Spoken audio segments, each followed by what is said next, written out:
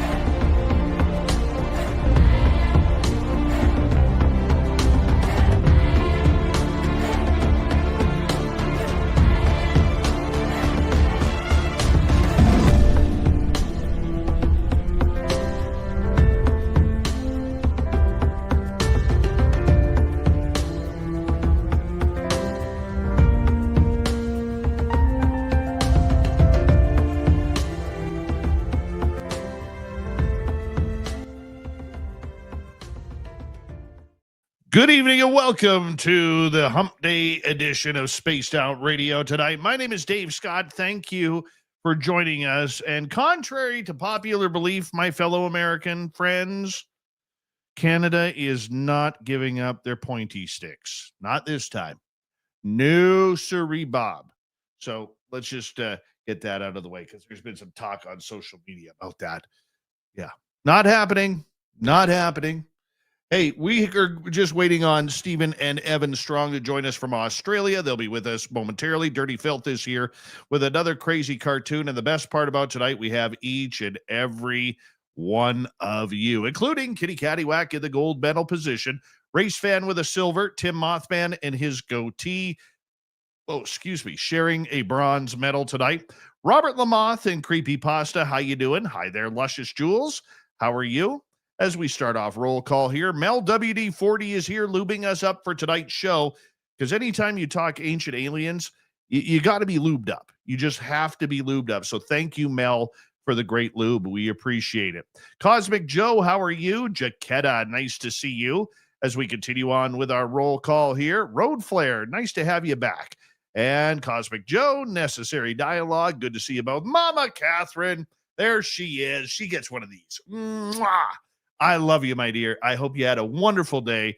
I think you're going to enjoy tonight's show. In fact, I know you will. You beautiful soul, you. All right. Kathy Evans, how are you? As we continue on with roll call, Anil, thanks for coming on in. Eternity Eternal is here. Eternity Eternal will be signing autographs after the show.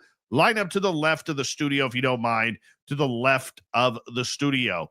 Number 7 in your program. Actually, it was number 7 the other night. What are you doing, Dave? Number 18 in your program. Starting at center ice tonight from Stockholm, Sweden, Lars Jansson.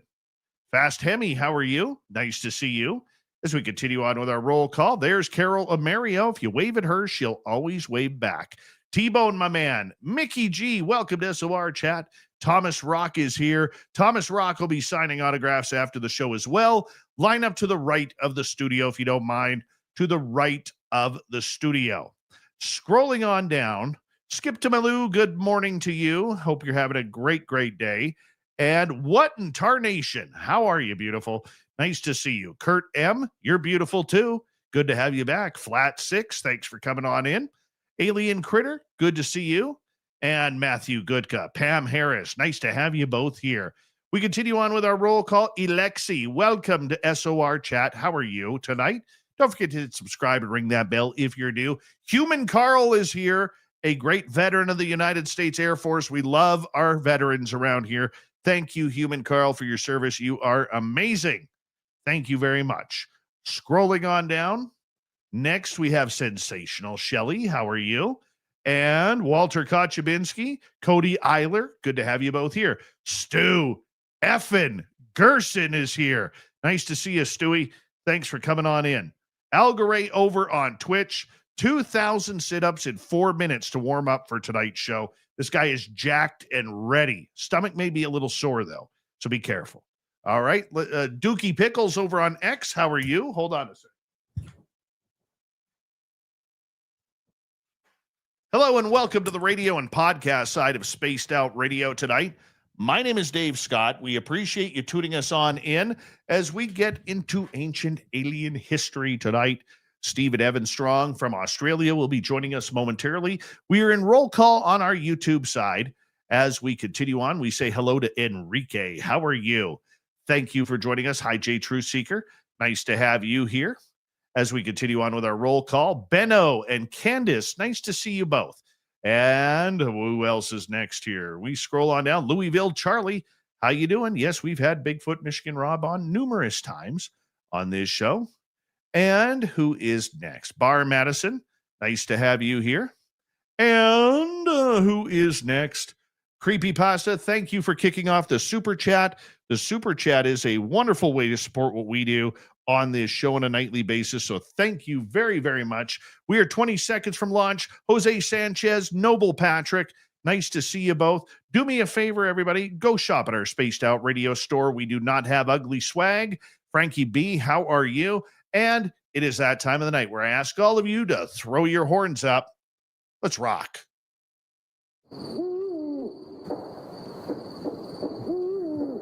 Are you ready to hear your mystic voice of the night?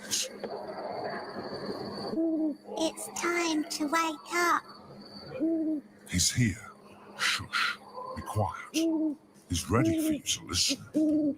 Let's point our ears towards the little cabin in the woods, where together, my friends, we own the night.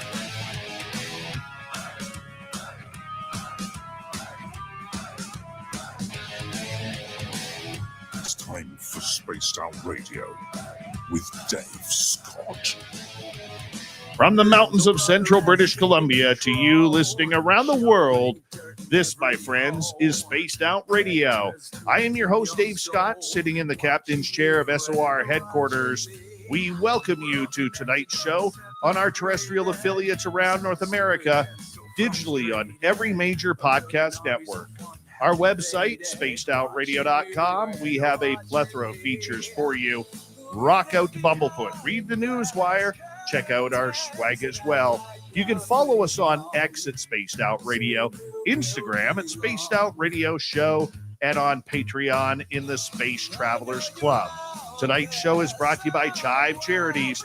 Help make the world 10% happier by visiting Chive Charities today. You can find them on our website.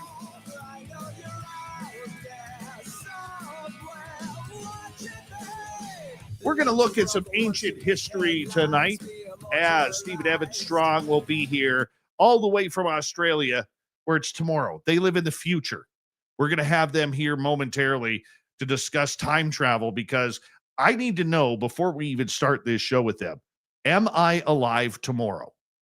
Am I alive tomorrow? They can answer it because they're like 19 hours in the future. So we're going to figure that out. Then in hour number 3, it is a busy one.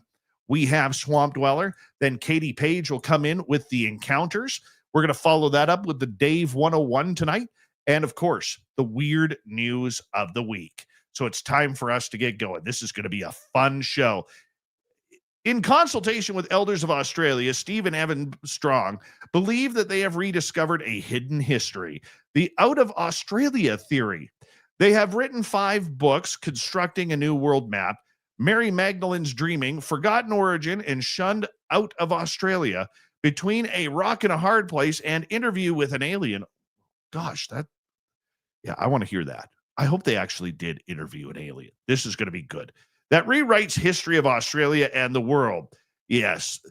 Their claims is supported by genes, MTN DNA, blood, and many experts that Australian original people set sail from Australia not to 50,000 years ago. They claim that Australian original people sailed to and settled in America over 40,000 years ago. Man, they're changing history as we know it. You know, they are. We're going to find out why. Let's bring him on in. Stephen Strong, Evan, how are you? Welcome to Spaced Out Radio tonight. How are you guys? We're particularly well, but you might notice the person alongside me doesn't look a lot like my actually son. I'm just a discount Evan, so I'm just, Well, there is no discounting on this show. And I'm sorry, your name, young lady? I'm Lea Kapiteli. Nice to meet you, Leah. Thank you for joining us here. Well, This- Evan will be here at some stage, but he's in transit at the moment. We don't know where he is, but he is coming. So Leah's filling in for the time being. Just to have a complement of two faces, we thought, And also, one of them's pretty and one's ugly. Stop it. I do need to ask the major question. Am I alive tomorrow? Yes, definitely. Yes. I made it. We can't guarantee 19 hours from now I'll be alive, but you will be. Yeah, most definitely. Yeah. Definitely. Yeah. Well, Congratulations. That's good. We, believe it or not, guys, we actually have on our YouTube channel a lot of Australian listeners. And in fact, listeners from Australia are our fourth highest listenership base. United States is number 1, Canada is number 2, the United Kingdom 3, Australia being number 4. For some reason, your country absolutely loves the product that we put out there.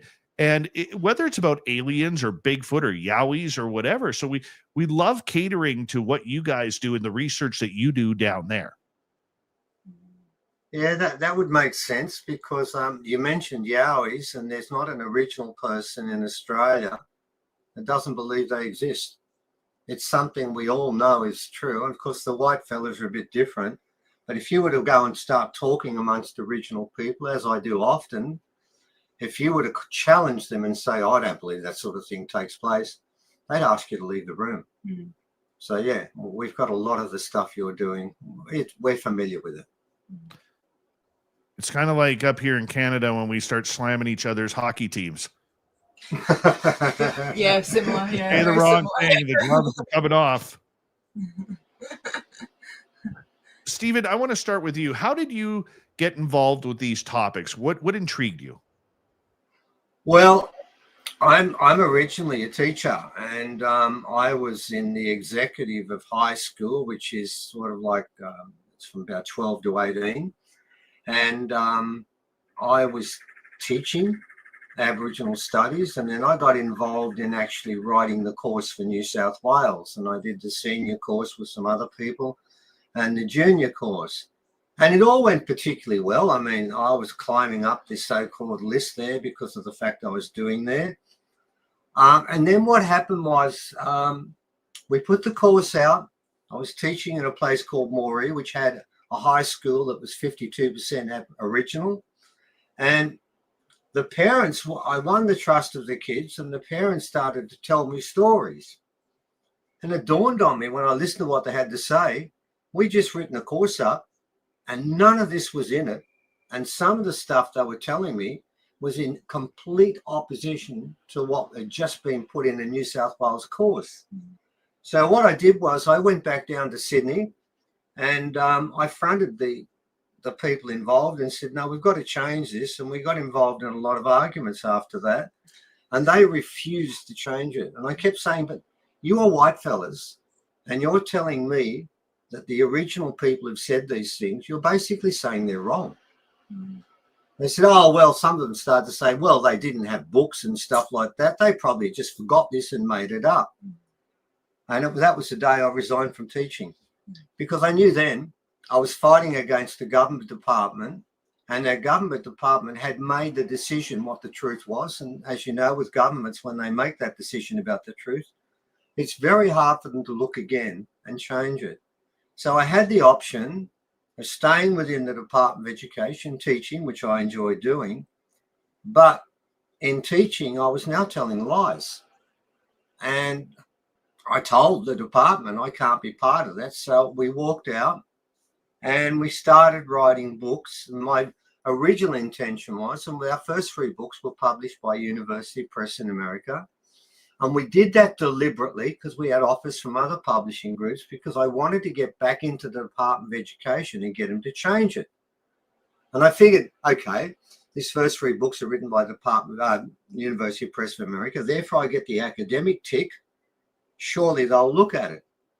Well, that was naive because they refused to look at it. And then we basically, from that point on, we've gone off on our own tangents, and I've sort of given up on trying to break into the Department of Education and get them to tell the truth. So, yeah, it was a matter of I wanted to tell the truth and the department didn't, and I had to make a decision. Did I stay with them while they're lying, or did I try and change that story? So I walked away from the money and went into poverty, but at least now I know I'm telling the truth. Yeah. That is absolutely incredible. And good for you for standing your ground on what you believe, that there should be some moral high ground to what type of history should be taught. And, the fact is we don't know.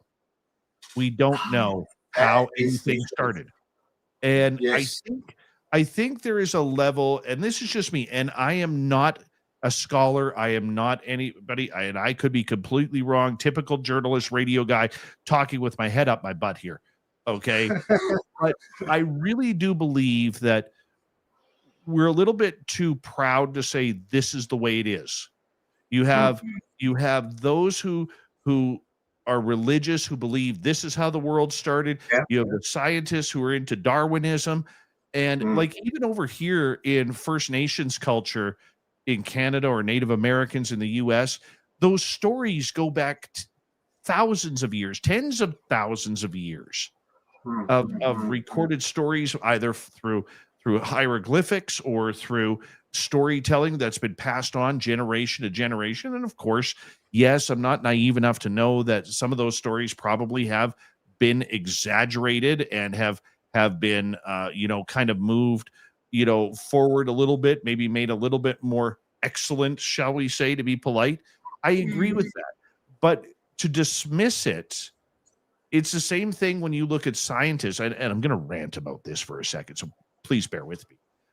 It's kind of like you look at the scientists, about 3-Eye Atlas, the comet, automatically admitting there's no way this is an alien, this is a comet, this isn't an alien spaceship from wherever else. We don't know. Why is it made strange turns? We don't know. But science, in my opinion, has become so much more about opinion than actual scientific research. These scientists should be excited that this could possibly be a spaceship. They should be excited to learn these different stories from indigenous cultures that may lend a helping hand to how humanity began. I mean, there is all sorts of this going on, Stephen.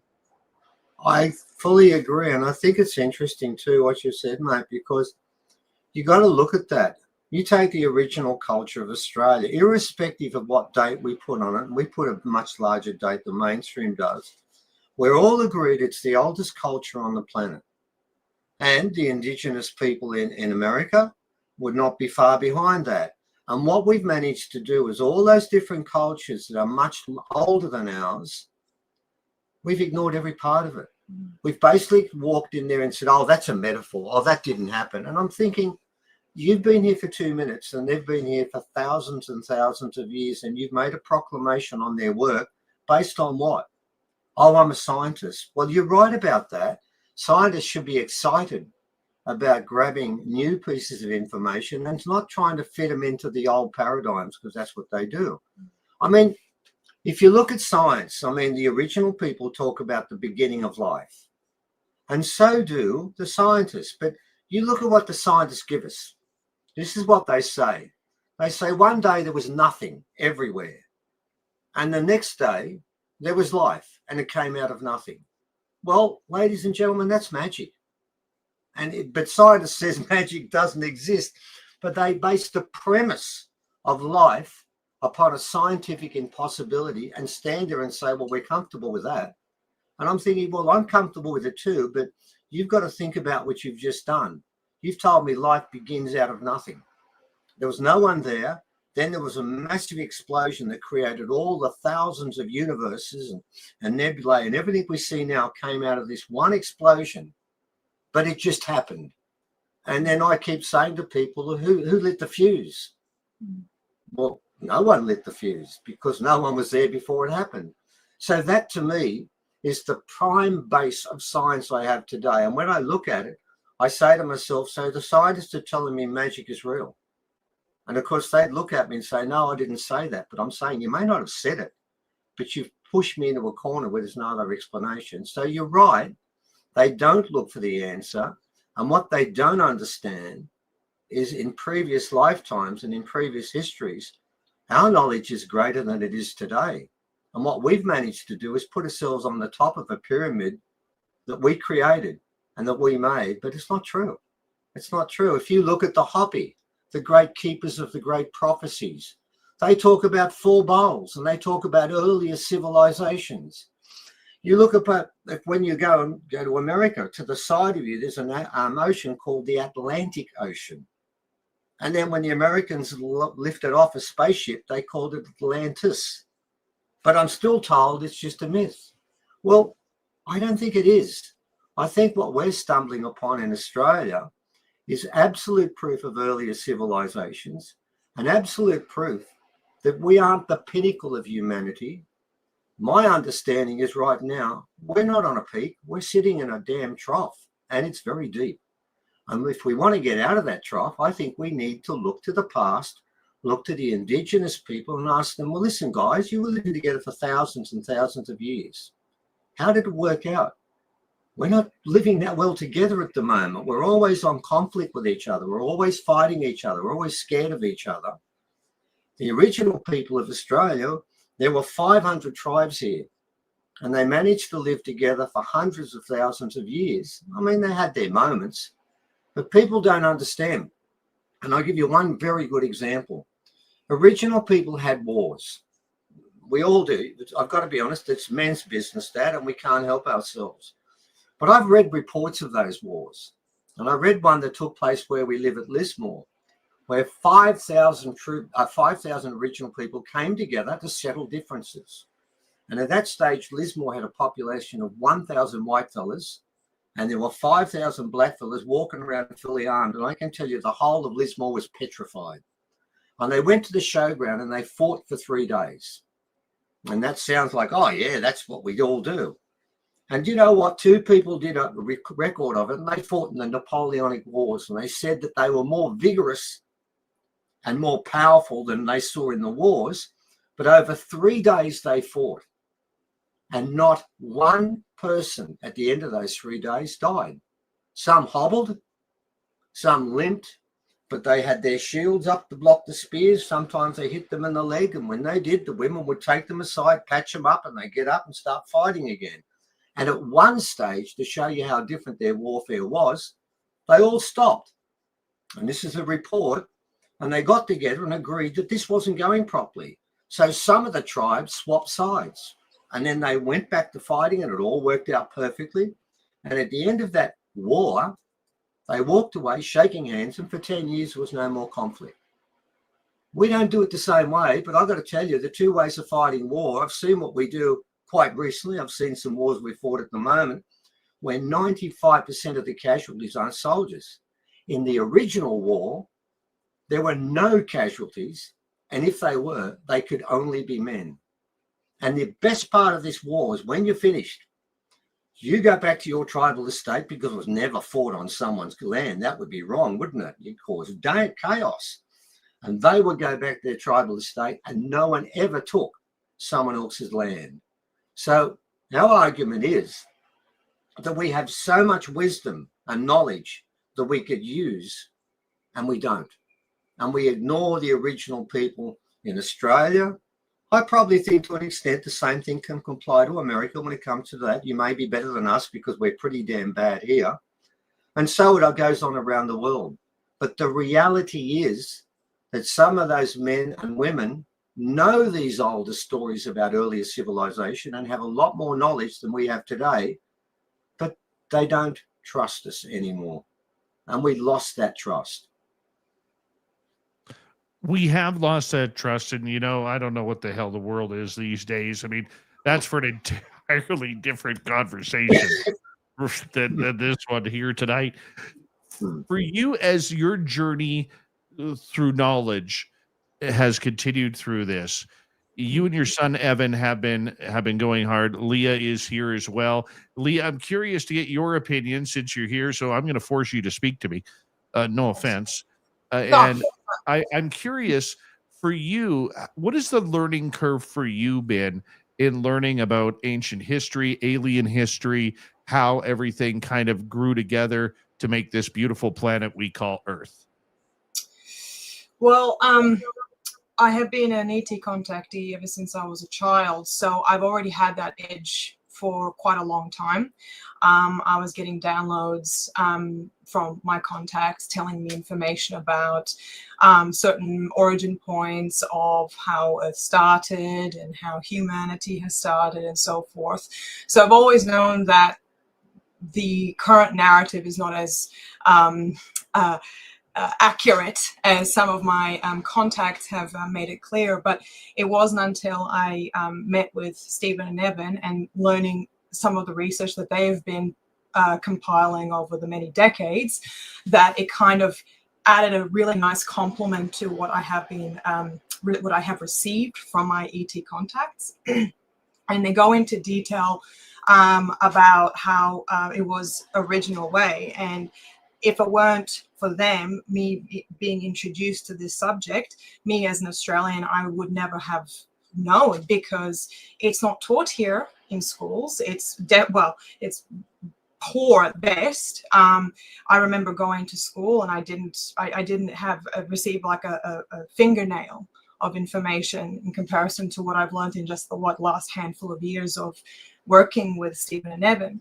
And it's so much broader and greater than anything that anyone would have expected. And I think that after going through some of the hardships and hurdles that, you know, the three of us have gone through, I'm starting to realize that this is actually being deliberately silenced, that this is there's actually a war, a Cold War, if you will, happening on our side, because this information does not want to be publicized.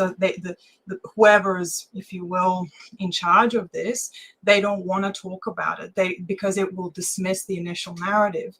And for me, that was my learning curve when I realized, damn, like, because as I said, I've always had that sort of background knowledge, learning about our point of origin, but I didn't see how badly it was shunned by mainstream, in so many words, because it would dismantle the entire premise and kind of pull the authority into question of how much do they really know? Are they even telling the truth? And what Steve and Evan are doing, they have evidence. It's not just pretty words. There's physical evidence attached to this. This isn't just feelings. This isn't just channeling, which is also important in its own place, but they can back it up with bullets, if you will. And that's why this has been such an amazing journey, but also kind of frightening in a way. It's actually quite scary if you think about it, because you're starting to see that there are battle lines being drawn all the time. And you're starting to think, oh man, like how do you navigate this incredibly hostile terrain? And and also how can you maintain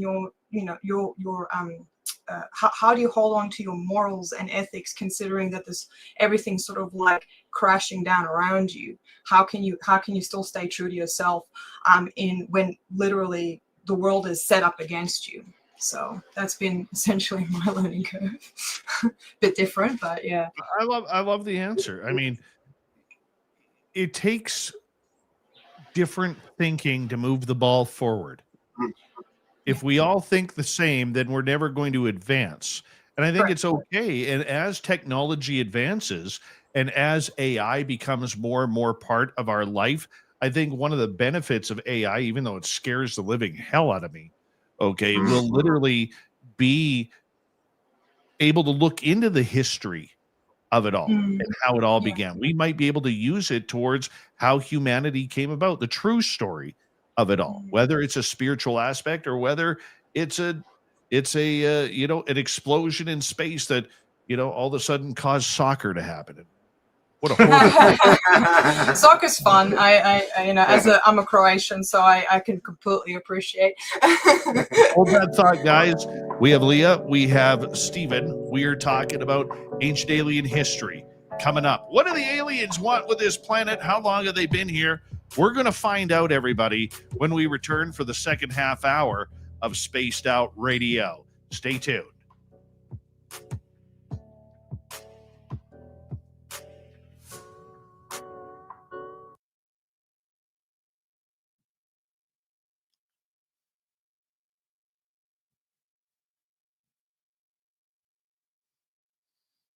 All right, we are clear. There we go. Rob Duvall, aka Driftwood, welcome. And let's see here. Candy, nice to see you. Thanks for coming on in. Let's see here. Yeah, Rob, I need Taco Bell worse than you could ever need it. Okay. Okay. I'm not driving 2 hours for Taco Bell, but trust me, there are times I want to. It's a travesty. I'm just excited that my town that I live in is finally getting a McDonald's. Finally. Oh, man. I'll tell you, though. If they open up a Taco Bell and KFC here in my town, I swear to God, I will never eat at home again.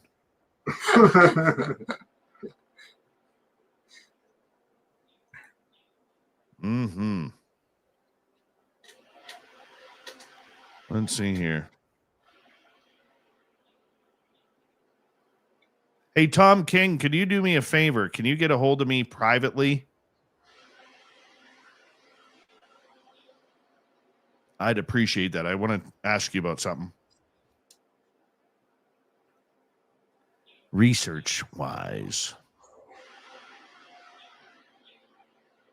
So I guess you guys are in spring right now? We're going into spring? Yes. Yeah. So, well, it's really summer. It's 32 very hot. degrees at the moment. So, yeah. We live in the rainforest, so we're fair way up. We're sort of like close to the equator in Florida, so it's pretty warm. Whereas Canada's not quite as close to the equator. No, it isn't. No, yeah.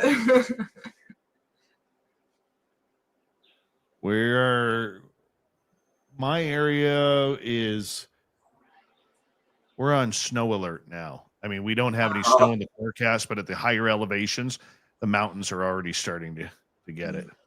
Oh. Yeah, well, we're in bushfire season already, so we're in a different setup. Yeah. Yeah. I'd love to see snow again. That would be nice. Well, we're going to Bosnia. Oh, summer. That summer, yeah. Right. Yeah. The snow is always good until it's in April. Yeah. Then you've had enough snow. It's never been a problem for us. Yeah, we get, in my area, we get about 5 to 6 months of snow. Wow. That's winter. Yeah. I mean, winter for us is 17, 18 degrees Celsius, and we think that's cold. I'm wearing a jumper. I'm wearing shorts at 0. Oh, mate. It's 0. Starting to sweat at -10. No, -10 is still, I'm acclimated now. So -10 is hoodie weather. Yeah. Okay. -10 is hoodie weather. You might get minus to -14 in a hoodie, -15, but anything after -15 Celsius, you have to literally, you got to put a jacket on at that point. Jeez, man, I wouldn't even go out at that point. Yeah. The coldest I've been in is -40. Oh, wow. Oh, no. Yeah, that's Fahrenheit? No, that'd be Celsius. Celsius. That's wow. Celsius. Yeah, Celsius and Fahrenheit are equal at -40. Right. Yeah. Damn. But I could tell you that, like, my area, We get a lot of wind up here because we're literally where I am is if you look at a map of British Columbia, you have the Cascade Mountains on the west coast, and then at the eastern part of BC, you have the Rocky Mountains. I'm right in between on top. Oh wow! Okay. Yeah, it's kind of cool up here. Yeah. Literally. Yeah, I had this shit scared out of me last night after the show. I went outside to get some fresh air, and all of a sudden, like 10 feet in front of me, it's my backyard's really dark. I see something move, and I scream like a schoolgirl. And it happened to be like a baby deer. But you got to be careful. You got to be careful in my area because you never know what's walking right in front of you. We've got that on this. Got about 20 seconds. Thank you to T-Bone, Cosmic Joe, and Creepy Pasta for the great super chats. Greatly appreciate your love. And don't forget, you can shop at our Spaced Out Radio store. Why? We do not have ugly swag, people. No ugly swag. You can wear our clothes out in public and be proud of it. Here we go, the next half hour.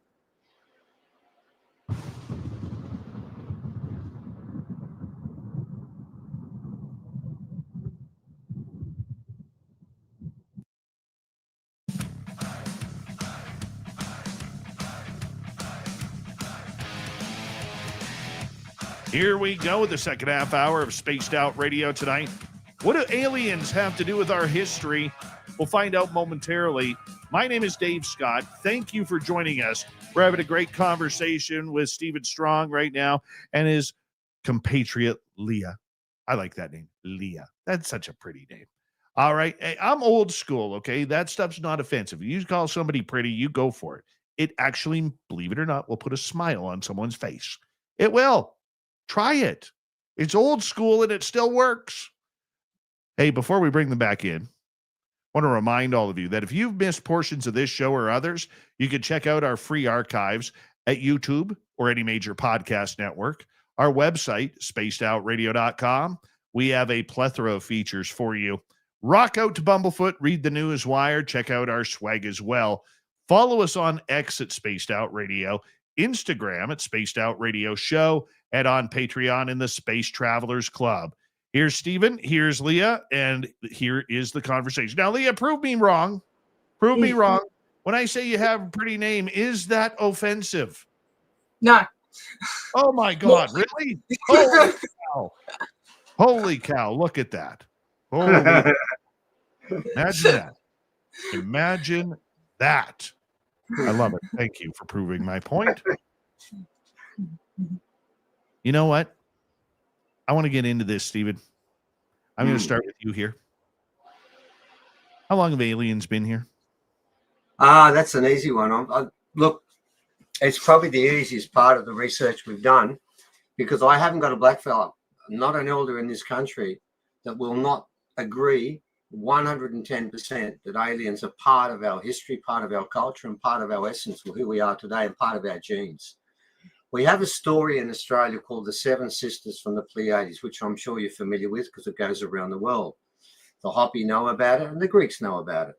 Now, it's a very important story, that one. First of all, I want to make the point, and I think some people know this, but it's important to know that if you were to look up in the sky right now and find the Seven Sisters, you'd find six.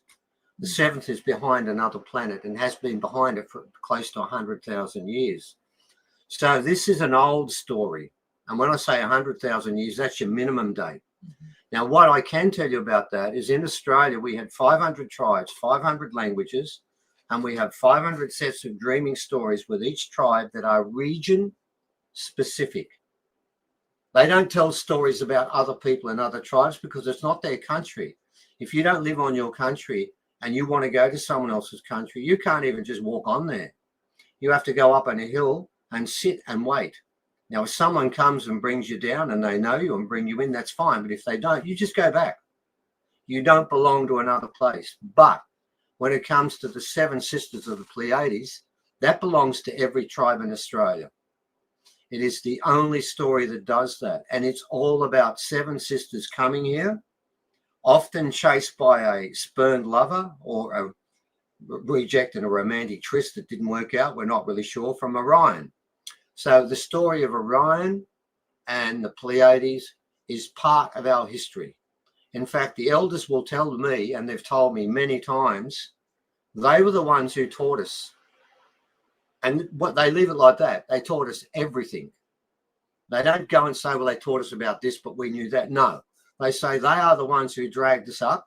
They're the ones who enlightened us. They're the ones who educated us and told us the stories we now know. As far as we're concerned, the Seven Sisters come during the creation of humanity, and they are responsible for it. So that is an absolute given. Now, I do want to tell you a story about, and I'm going to show you the skulls of the Pleiadians, because this is the point. If this story is true, then there should be archaeology to back it up. And there is in abundance, and we've got plenty of it. And I'm going to show you some now. Now, this story starts, and by the way, I've got a file from the government, the Australian and New South Wales government, this thick on this story. And most of it is about putting me in jail. And it basically, every letter I've got, which are all registered, and I've had to respond to literally dozens of them, it always tells me the same thing. I'm going to go to jail for this. Now, it's very inconvenient for the government because we actually have skulls and we've seen them, and I've got them with me, and I'm going to show you one in a sec. And it started like this. We got a phone call. I didn't get a phone call. Someone rang me and said, there's a guy that's contacted me, and I don't even, to be honest, to this day, if you ask me where I went, I don't know. And he's found skulls there, and he said he's found a skull that doesn't have a suture. Now, Dave, I need to explain to people, if they're not aware of this, what that actually means. It means this. Lucy, the early hominids, and by the way, Lucy in Africa goes back 3 million years, but there are hominids in Siberia that go back 9 million years, and in Greece that go back 7 million years. So leave Africa out of this, but just put the hominids in. Lucy has a skull size of around 600 cc.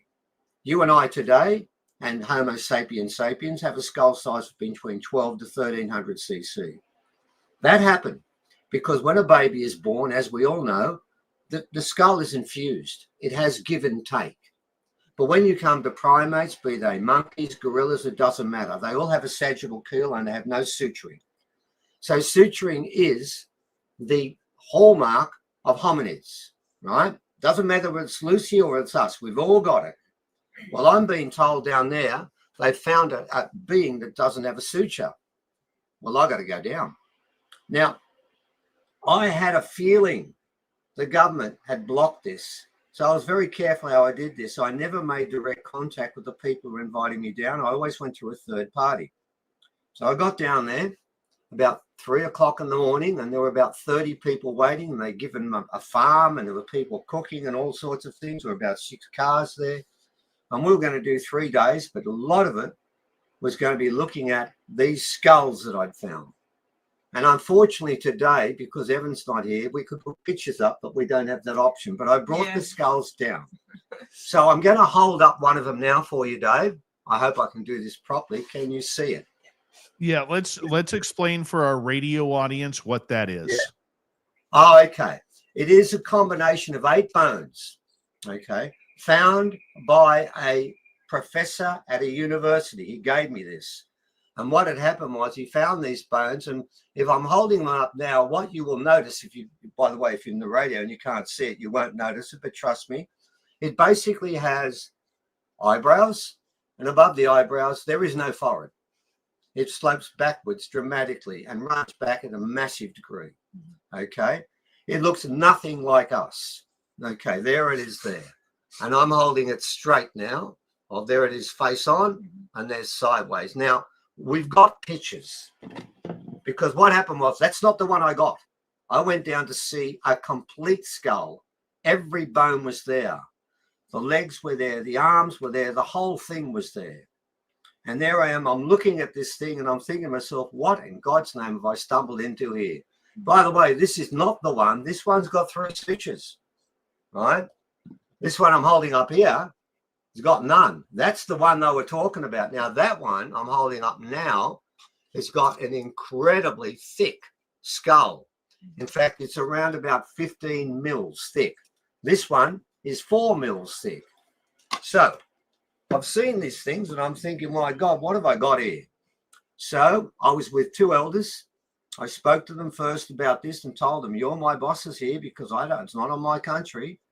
We put down sacred rocks in formation. The elders sung before we started, and then we started to look at this being. And what did I find?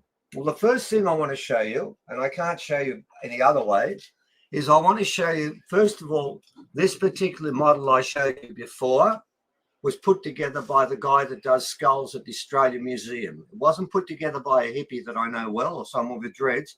It was put together by a guy that does this as a living in the Australian Museum, who they put in jail for 5 years. And I'm not going to go down that story, but I can tell you, he was very keen to do this, to basically put his nose up and ram it up their face and say, stick this up here, what you were saying before. I won't say that word here, but he didn't like them a lot. And he told me the story and I can see why. Anyway, he put this together.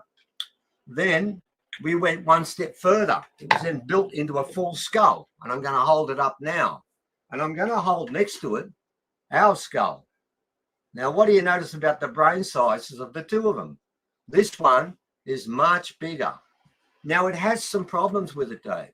Number one, around the back here, that, by the way, I've seen 4 of these. They all go the same way, and they've been found over a 3,000 kilometre spread. One's on the coast, one's in a desert region, and 2 in riverine regions. So it's not a mutation. But what's interesting is 17 to 18 mils across at the back. Now, Dave, you're not a lady. You don't give birth to babies. Leah's a lady, and she could give birth to babies. And I've often said to people when we've done presentations, hand up the ladies who want to give a natural birth to this being. So far, no one's raised their hand. Because you know the bit about dilate to 10 centimetres. It won't work with this one because this is not 10 centimetres. It's much more. So, number one, the first thing I worked out was, my God, this skull is completely different. Secondly, what I also worked out is when I put the 2 faces together, which I'm going to do now, you'll see that one of those eyes is massive. The noses are completely different. Everything about these 2 beings is completely different from the other. They are not the same. And that probably explains why, because I believe this is our mother and father, not a monkey that doesn't have a sagittal, that has a sagittal curl and has no suturing. And the fact is, if you look at humans, they're the only beings on this planet that are bred to be different. Every other being on this planet is bred to look roughly the same. And if we had a monkey mummy and a monkey daddy, we should all look like chimps or all look like gorillas because we know they all look roughly the same, but we're all bred to be different. This is why. So what happened was we got this one and we started to, I worked on it. I took photographs of it. We filmed it. And then we left. And within days, the government was ringing me up. And they gave me, the elders gave me a tooth that we'd taken away, and they gave it and said, get it analysed. And I had a guy in a university that does teeth that wanted to analyse it. In fact, he looked at this and said, my God, I don't know what it is. So everything was looking good. The tooth was unusual. I wish I could show you a picture of it because I can't right now. But it had 3 roots and they curved outwards like this, not inwards, but like that. You could never pull them out of your gums. It would kill you. You just couldn't do it. And I'm looking at all this and I'm thinking, what am I dealing with here? Because I didn't go there looking for an alien. I don't want to make this point clear. In fact, at that stage, when we wrote for University Press in America, we never used the word alien once. I was trying to break into academia. I knew that would kill it. But I need to explain something about what happened there. We're driving. I got a phone call from this professor. We put an article up and he was taking in the bits of this skull that I showed you because they've all been joined together to his students. And they said to him, ring us. They've got the same thing. And he rang me and he told me about his story. And by the way, he did have a story because he went and told the government about it.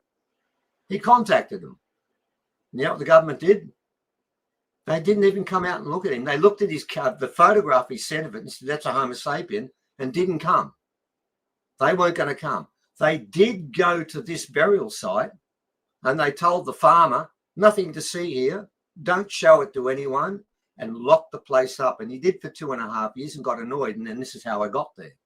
So I'm driving along. This guy rings me up and says, come and see the skulls I've got. And he said skulls. And I thought, hang on for a sec. What's he talking about here? Because we got two. And as I'm driving, I get a phone call from my elder. And this is where it gets interesting.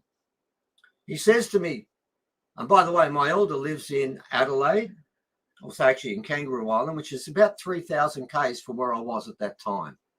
And he said to me, you're going to see a skull today, aren't you? I said, yeah.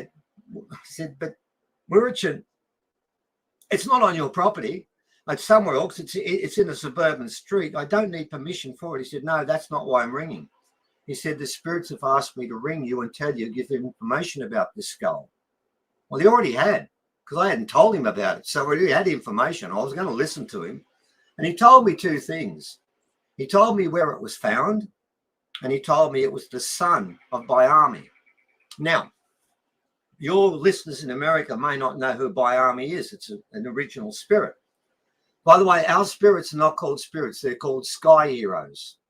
We do not call them gods. We call them sky heroes.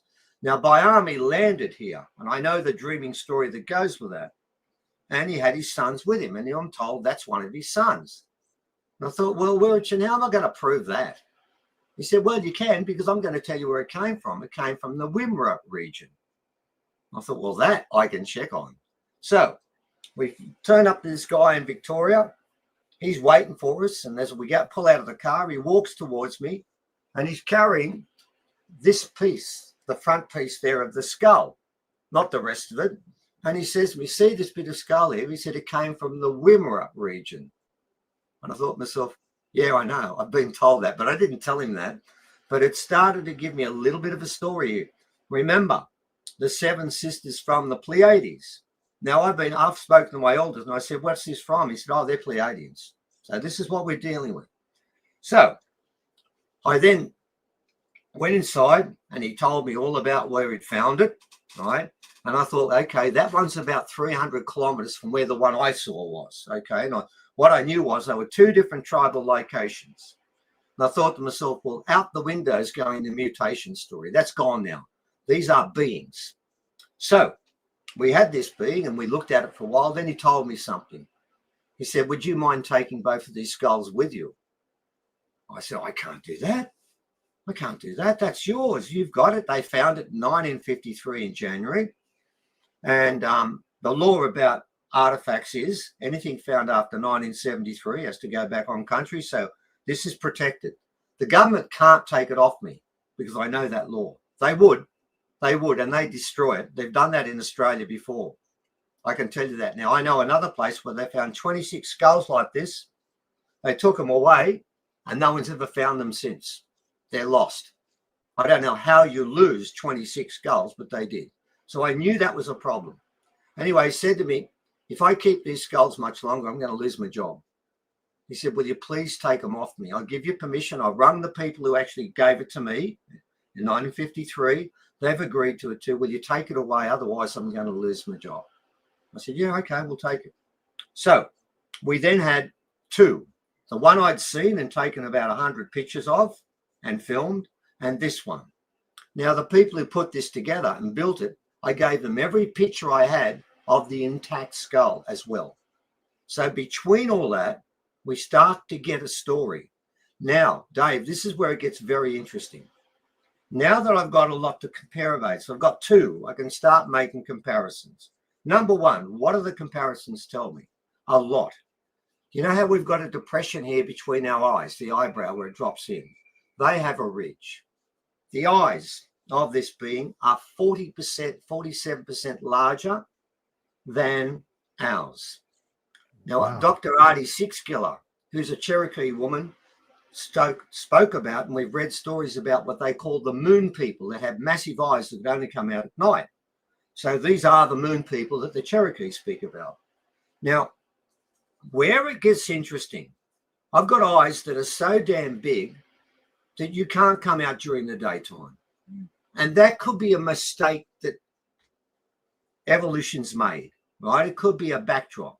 But the most amazing part of these beings are, when I went on site and I was looking at one of them, I picked up the femur bone, which is the one that goes from the hip to the knee, and it was exactly the same length as mine. And I said to people at the time, I'm guessing this being's around about 5'10", because I'm 5'10", and I'm same length of that. It's a fairly reasonable assumption to make, and I've checked on this to get a pretty good idea of the height. But here comes the problem. The government have been to that burial site and dug it all up and thrown it all over the place. There were bones laying everywhere. By the way, they were going to put me in jail for desecrating the site. And I said, for God's sake, you should have seen what they did to it. Because the guy was buried like this, with their arms crossed and their knees up there facing them east. And they just chucked it everywhere. But on the ground was a humerus bone, which is the one that goes from here to there. And we call it the funny bone when we bang it. But it's not funny. It's not funny at all. But this is where it gets weird. Your humerus bone and mine are around about 29 to 30 centimeters long. Your basketballers that are 7 foot high, they could be 31. A gibbon is 35. I measured this one, and by the way, the elbow joint wasn't on it, so I've got to add measurement to it, and it was measured at 43 centimeters. There's no being on the planet that has an arm that long ever. And the weird part was the thickest part of the bone was less than an inch. And I'm thinking to myself, what has nature made here? Eyes that don't work during the day, which is okay. We have nocturnal animals, but a limb that doesn't work. You can't play tennis with this limb. It ain't going to pick the racket up and it won't be able to swing it. It hasn't got enough muscle in it. It's too thin. A gibbon's bone is 35. This is at least 45, but it measures 2 inches. This is 1 inch. So what I'm looking at is a being. If the gravity was half of what it is on our planet, and if the sun is far less bright, that works. It's fine. But it doesn't fit here. It just doesn't fit. And what I'm doing, I walked in there expecting to see another form of human. There are now 16 different hominids on this planet, right? And humans, by the way, Denisovans and Neanderthals have larger skulls than us. So does this one. And by the way, humans are now ranked 8 out of the 17 on intelligence. So don't think we're that wise, because sapien means the word wise twice. We're not that wise. Denisovans were building jewelry 70,000 years ago that women would buy today. Neanderthals had running water in their villages. We didn't. We are not the top of the list. And this is what I was expecting to find. But these 4 beings, and by the way, we know of 2 others. We've got pictures of 2 others. And what I tried to do, Dave, to try and overcome this, because our name is rubbish in Australia in mainstream, they hate us. We went and approached a university about this skull and about one that was found in the South Australian desert. We gave them the coordinates of it and said, we will not put our name next to it. You can have it. And I thought if we give it to the university and we don't put our name, and we don't care about that, we're not big noting ourselves here, the truth will finally get out. And the Cameleers rang us. They're a group of returned vets from their wars in Afghanistan and Iraq, and they go out and take the archaeologists out into the desert, build the camps, build the toilets, cook for them, and do all the things they used to do. And their wives tell us it's the best thing they've ever done because they feel like they're doing something worthwhile again. They rang us up and said, we're not working with the archaeologists anymore. We want to work with you. Because they take them out in the country and find ancient civilizations and remains of it, and they won't talk about it. And I was fed up doing it. So what we lined up, and I'm even going to name the university because I know it's true. We lined up Griffith University and the Cameleers to go out there and to bring that skull back, write papers about it, not put our name on it, because we didn't care about that. We just wanted the truth out. And they said they do it, Dave. They said they do it. And I thought, we've finally broken through mainstream. Then the day before they were to leave, I know this because the Cameleers rang me up, they got a phone call from one of the top professors in the country, ringing from Canberra, which is where the Australian government has their parliament. And the whole thing was called off for good. The same way, when I went to a university and took this skull with me, I went to a guy that is an apprentice of Chris Stringer, considered the top archaeologist in the world. And he said to me, my God, that is amazing. Can I work on it? I said, yes, you can. I will give you the right to work on this so we can get it out.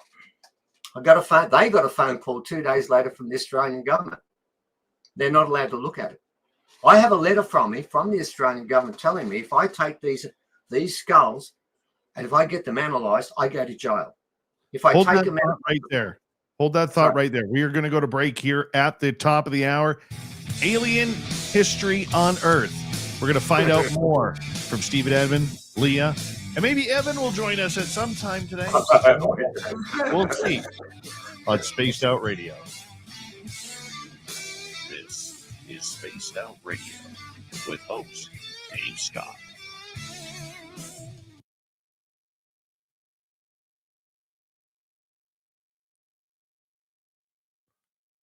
All right, guys, we got about 6 minutes, just under. We're going to turn things over to Dirty Filth here to play to show off his cartoons, and I'll be right back. Okay? Not a problem, mate. Okay, thanks, Dave. Dirty. This is September, so the Kentucky Goblin is telling Carl, the gray alien, that, yep, you rake them up and jump into the pile. It's a ton of fun. Because that's what you do when it becomes fall time. That's brilliant. Rake up the leaves and jump into a pile of them. However, I got my... That's quite good, mate. I like that one. I wonder what you were doing all the way through there when we were watching that. It looks a lot better once the paint and everything's all done. Hold on a second. Let me. Yeah. There we are. I think we may have some of the drawings here. Actually, it's very familiar. Some of the same drawings, similar drawings style. Yeah. No, it's great. I've sent a lot of drawings all over the world, so yeah, that's true. Yeah, we've been on your show once before, and you did this once before, and I found it really amazing. It's really a great site. There we go. You know, I think, yeah. Oh my God. Yeah, the same. Yeah. I don't know if we can look at that. Look at that. Yeah. Oh, nice. Beautiful. That's a drawing from a ceremony that took place at Uluru about 4 years ago. Hold on. Let me I'm not good with this camera stuff here, but let me try to see if I can zoom you in. Oh boy. You know what? I'm not gonna try to do it, but yeah, that's so cool. I totally forgot about that. I have like I said, I've done a million drawings. I'm happy that made it there. Yeah. I think it was my partner Evan. I think he might. Yeah, he definitely. I think he got it from you. Quite a few years ago at a conference or a convention. Yeah, no, here's sorry, I kept. But this is my second book here. But here we got Yowie meets Sasquatch. And I had to throw Uluru. I probably said that wrong, but I had to throw him in the background as well. You did. I like the spider in the background. It's very fitting. Yeah, that's awesome. Yeah, that's brilliant. Yeah. Because because Sasquatch and the Yowie traded Vegemite and peanut butter in my cartoon world and everything. So it's a battle for the ages. Yeah. And oh geez. One of the things you guys had those big fires, I think 3-4 years ago. Yeah. Was there any reports of like anyone seeing Yowie crossing roads or anything, trying to avoid them? Like avoid the fires? There are, but the reports will only come out of Aboriginal people. The white fellas have been taught in Australia. Don't talk about it. If you talk about Yowies, you're a raving idiot. Yes. So it's really strong in Australia. I know in America and Canada, you talk about Sasquatch and you're not a weirdo if you say it. But in Australia, it is a real big thing. Yeah. I do know a guy that was doing this before us called Rex Gilroy once, and he rang up by a Sydney radio station. They wanted to have him on. And he said, "You're going to make fun of me and the Yowie stuff." He said, "Oh no, we won't do that. We won't do that. No, we want you. We're serious. We want you to come on." Within 30 seconds, I was laughing at him. So it's dangerous for white fellas to talk about, but black fellas, yeah, all the time. I mean, we've got Yowies that live on our property, so we don't have an issue with this at all. So I there's some writing there. I had to do because at least from what I remember reading, and I may be wrong, and I apologize if I am, they said that the Yowie sometimes would have they'd have like 5 footprints or 5 toes, and then the next step would have 2 or 4 toes or whatever, something to that effect. I couldn't remember if that was correct, so I kind of added that with the boots in there. But this original drawing, similar to what you have, I sent to a gentleman named Attila Caldi, and he did he came on the show once, and he did a show, talked about Yowies, and he was on there about UFOs as well. But so I kind of took that idea, because a lot of times it seems like in North America, the Bigfoot or Sasquatch, sometimes it's always only the right footprint or the left footprint. I'm not super wizened in that category. I just read a lot of stuff, so I'm not like an expert or anything. But right, Dave, am I right on that? Sometimes Sasquatch will only be like the right foot as the tracks, and then Yes, or maybe the left. 90% of the tracks are right-footed. Wow. Yeah, well, that's It's interesting. very rare to find a left footprint. Well, when the footprints of Biami, when he leaves footprints on the ground, he only leaves 1 foot, because Biami actually means to cut off 1 leg to create life. So when Biami walks, he only has 1 foot on the ground, like the Yowie or like the Sasquatch. Hold on right there, guys, because we're coming back in 18 seconds. Big thank you tonight to Creepypasta Joe and T-Bone. Thank you for the love. Caged on the Inside, thank you for joining our YouTube membership. We greatly appreciate you for doing that. And here we go with the next half hour.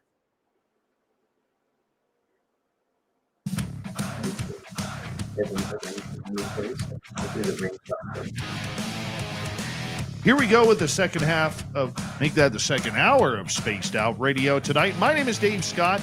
Stephen Strong is our guest from Australia. Aliens and human history. How did they intertwine? We're going to find out here momentarily. But first, I want to say hello to everyone tuning us in on our terrestrial affiliates around North America, digitally on every major podcast network. Our website, spacedoutradio.com. We have a plethora of features for you. Rock out to Bumblefoot, read the news wire, check out our swag as well. You can follow us on X at Spaced Out Radio, Instagram at Spaced Out Radio Show, and on Patreon in the Space Travelers Club. The Desert Clam has set the password for tonight in the SOR Space Travelers Club. Echopraxia. Echopraxia is your password. Use it wisely, Space Travelers, as the Clam sets the password each and every night right here on Spaced Out Radio.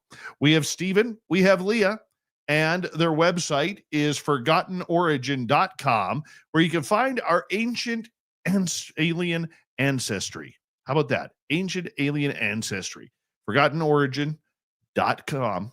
Check it on out. Stephen, thank you for being here. Lea, thank you for being here as well. Good to have you. Pleasure. How did humans and aliens become intertwined? Oh, we'll both do that one. From our point of view, let me start by giving you something I've mentioned many times. One of my elders, because we don't go onto country like most archaeologists. We don't go onto country until an elder rings us up and invites us to go. And I remember there was one elder that would ring up and talk about what we're talking about all the time. And he would always finish his conversation the same way. And that answers your question, I think, too. He'd always say this, and I knew when he said this, as soon as he said the first word, I knew we were finishing up. He always says this: my grandmother and my grandfather told me the Pleiadians are my brothers, my sisters, my cousins, my nieces, my mothers, my fathers. We are kin. As far as they're concerned, when you say the word Pleiadian, it's interchangeable. It could be original. As far as we're concerned, there is no difference. We look upon We look upon the Pleiadian people as our sky heroes. And as sky heroes, as opposed to villains, they came here and educated us, gave us ideas, treated us like a child will be treated by their parents. And we grew up. And then what we got from that is we learnt the skills that they had. Now, I worked with an elder that did magic like I play tennis. He did it all the time. I remember on one occasion when a gentleman by the name of Graham Hancock was going on country all over Australia with Evan and I. And I said, you can go on country, but because we're going to sacred sites, Graham, you will have to do ceremony. And he agreed to that. So we went down to Kangaroo Island and Kano, my elder. We're all sitting around the fire pit. And then Kano appears with a lap on and all painted up, old way. And he was singing first language after time. And sometimes he took break up into words that were English. And when he finished the ceremony, it was done for Graham. He walked back one step. We all watched him, and he walked back the second step, and he disappeared in front of all of us. There were 15 people there, and they'll all tell you the same story. But what's interesting about this story, Dave, was the last part of it, because actually the Ram and Jerry have written a book about Kano, and quite a few other people wrote about the fact they were there. But when you read their account, there's something that's really important that was picked up, and they all thought, oh my God, why are we disagreeing? I thought, I know why. When they were asked how long did he disappear from, the answers went from 5 seconds to 1.5 minutes, and no one could agree on it. And they asked me, why are we so wrong about this? I said, well, it's very simple. On the other side, there's no such thing as time. When Kano disappeared, he went through a portal, and that portal, we're all in there. And that's why we've all got a different account of when he came back when it comes to timing, because it's not part of the story. Now, Kano did that sort of stuff constantly. And what I'm saying is, you asking how did we work together like this, like brothers and sisters, like family. And what I was told by my elders were, they taught us magic. And that to me is the greatest blessing of all. I mean, all the other stuff is interesting, but they've taught magic. And we believe that Australia, that is why people from all over the world in ancient times came to Australia, because they were the great magicians. And what Kano did, I do remember after that happened, some people came up to me because they knew Kano was my teacher. They said, well, you're going to ask him what he did? I said, oh, no, man, I'm not going near that. If I ask him what he did, he'll ask me a question that I can't answer, and I'm not going to do that. But he did tell someone the next day when they came up, and he said something that's very important. He said, oh, that trick. And the guy said, well, no, that was magic. He said, no. He said, what I did, any human on the planet can do. And he said, look, over there, can you see it? He said, see what? The portal, the one I called to me and I walked through. And he said, I can't see it. He said, well, that's the only difference. I can. Mm-hmm. He said, I didn't do magic. I can just see it. Mm-hmm. And there was a time when we all could. Kano also always talks about the time when we had more DNA. What he meant by that is we used it all, and we don't today. So for us, yes, the way we live is in accord with Pleiadian conditions and Pleiadian rules. And the magic that was being learned, we learnt off them. And then we became masters of it. And we became as powerful as they were. In fact, Kano told me of a story. It's in one of our rocks we've got, about them coming to live with us, not just to go by and pop in like the Seven Sisters, but to move on to Australia and become part of Australia and take up residence. There is a story for that, a dreaming story, and it belongs to one of our rocks. So we even have dreaming stories talking about them not only coming, but living with us and sharing our genes and becoming this part of the same thing. To this day, Dave, there is a strand of DNA in original people that doesn't match with anything on the planet. And I'm going to tell people right now, I've showed you what they look like. We crossed with them. We got close and personal in every sense of the word. So our genes in there with that DNA you can't find anywhere, you won't, because it doesn't belong here. It belongs up there. So it is part of our story and our ancestry that they are part of us. So yeah, it's. Do you think that is the secret that agencies like the United States government are trying to hold back from humanity? Yeah, absolutely. Absolutely. Look, let me give you an example of a completely different example that proves the same thing. I'm going to hold it up. It's this ring. Now, you might look at this. Oh, there you go. Thank you, Lea. You might look at this ring and say, so what? What is it? This ring, since I've had it, it's been broken 4 times. The lady who bought it, her husband broke it. Evan broke it. My wife broke it. And a week ago, I broke it. It's stuck together with super glue. There's 4 different breaks on it. It's so old. It's incredibly old. It came from a place, and this one I'm going to hold up alongside it. Here's another one. Now look where my finger is. Can you see where my finger is opposed to the size of the ring itself? Yes. Explain what we're looking at for our radio audience. All right. What you're looking at are 2 rings. The 2 rings were both taken from a place called Angkor Wat. Now, we know Angkor Wat. It's an ancient temple system, and it was taken during the Second World War by a gentleman with a metal detector, a soldier, an American soldier, after they had rearranged Cambodia slightly, given a bit of chemical sort of workover. And this guy took it up there, and then one of the people that works with me bought these from a Thai arts and craft shop, and apparently dropped them in there and sold it for money. Now, what he didn't do was get a chemical analysis done of both these things, which is what we do all the time. We do science. Now, the chemical analysis of this ring here contradicts every story we have about ancient history. It breaks every rule there is. This ring of itself, if I had nothing else, rewrites world history. Why? Because what is within it are a combination of chemicals, and the ones that are missing, that mean that everything we know about the past is wrong. Now, let me give you an example of what's in there.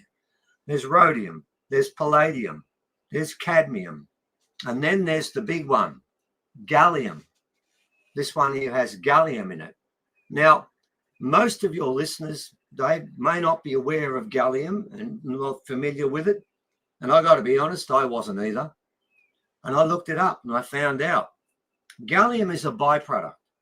You cannot dig it out of the ground. So when this ring was made, that gallium, which makes up 6.89% of the whole ring. So it's not an insignificant thing that was leached in. It's massive. And it can't leach in because you can't get it naturally. To get it, you have to melt steel or aluminium at 4,000 degrees Celsius.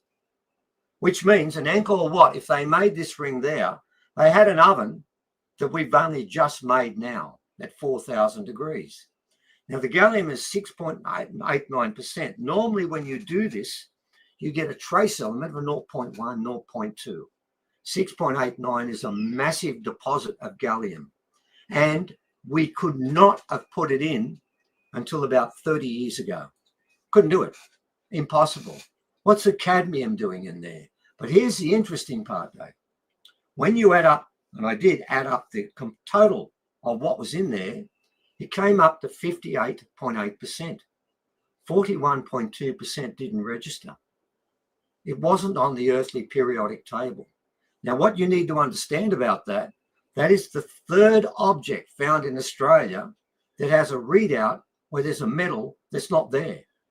I have another piece of metal, which I didn't bring with me, but I've got it. And it was found at a place called Carrion, where the Egyptian hieroglyphs are. And at that place, that metal was picked up, and it's got 24% that's not on the periodic table. And I took that to Southern Cross University. I took it to the head of the laboratory there, and his name is Graham Lancaster. He's allowing me to say that. And he said himself, I don't know what's in this object, but I'll tell you this. It's 73% aluminium, 3% copper, and it's the hardest metal on the planet. We broke 3 drills trying to take a bit off that. He said, if you could sell that aluminium is the hardest metal ever, you will make billions of dollars. And he said to me, what did you put in there? I said, mate, I don't know. Ask him up there because we didn't do it. And he's told me it is the greatest metal hardener. Titanium is rubbish compared to this. What's in there? So I've got 24% in one object.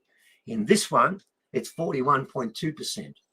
Now, this particular ring, which you can see now, is not made for us. It's made for giants. Both these rings I'm holding up are not made for us. They're made for people with much bigger fingers and taller stature. So what we're finding is when you look at the chemistry that's been found, and by the way, I've got a third ring, which has got a smaller amount that's missing that can't be identified. Those three rings together tell me something.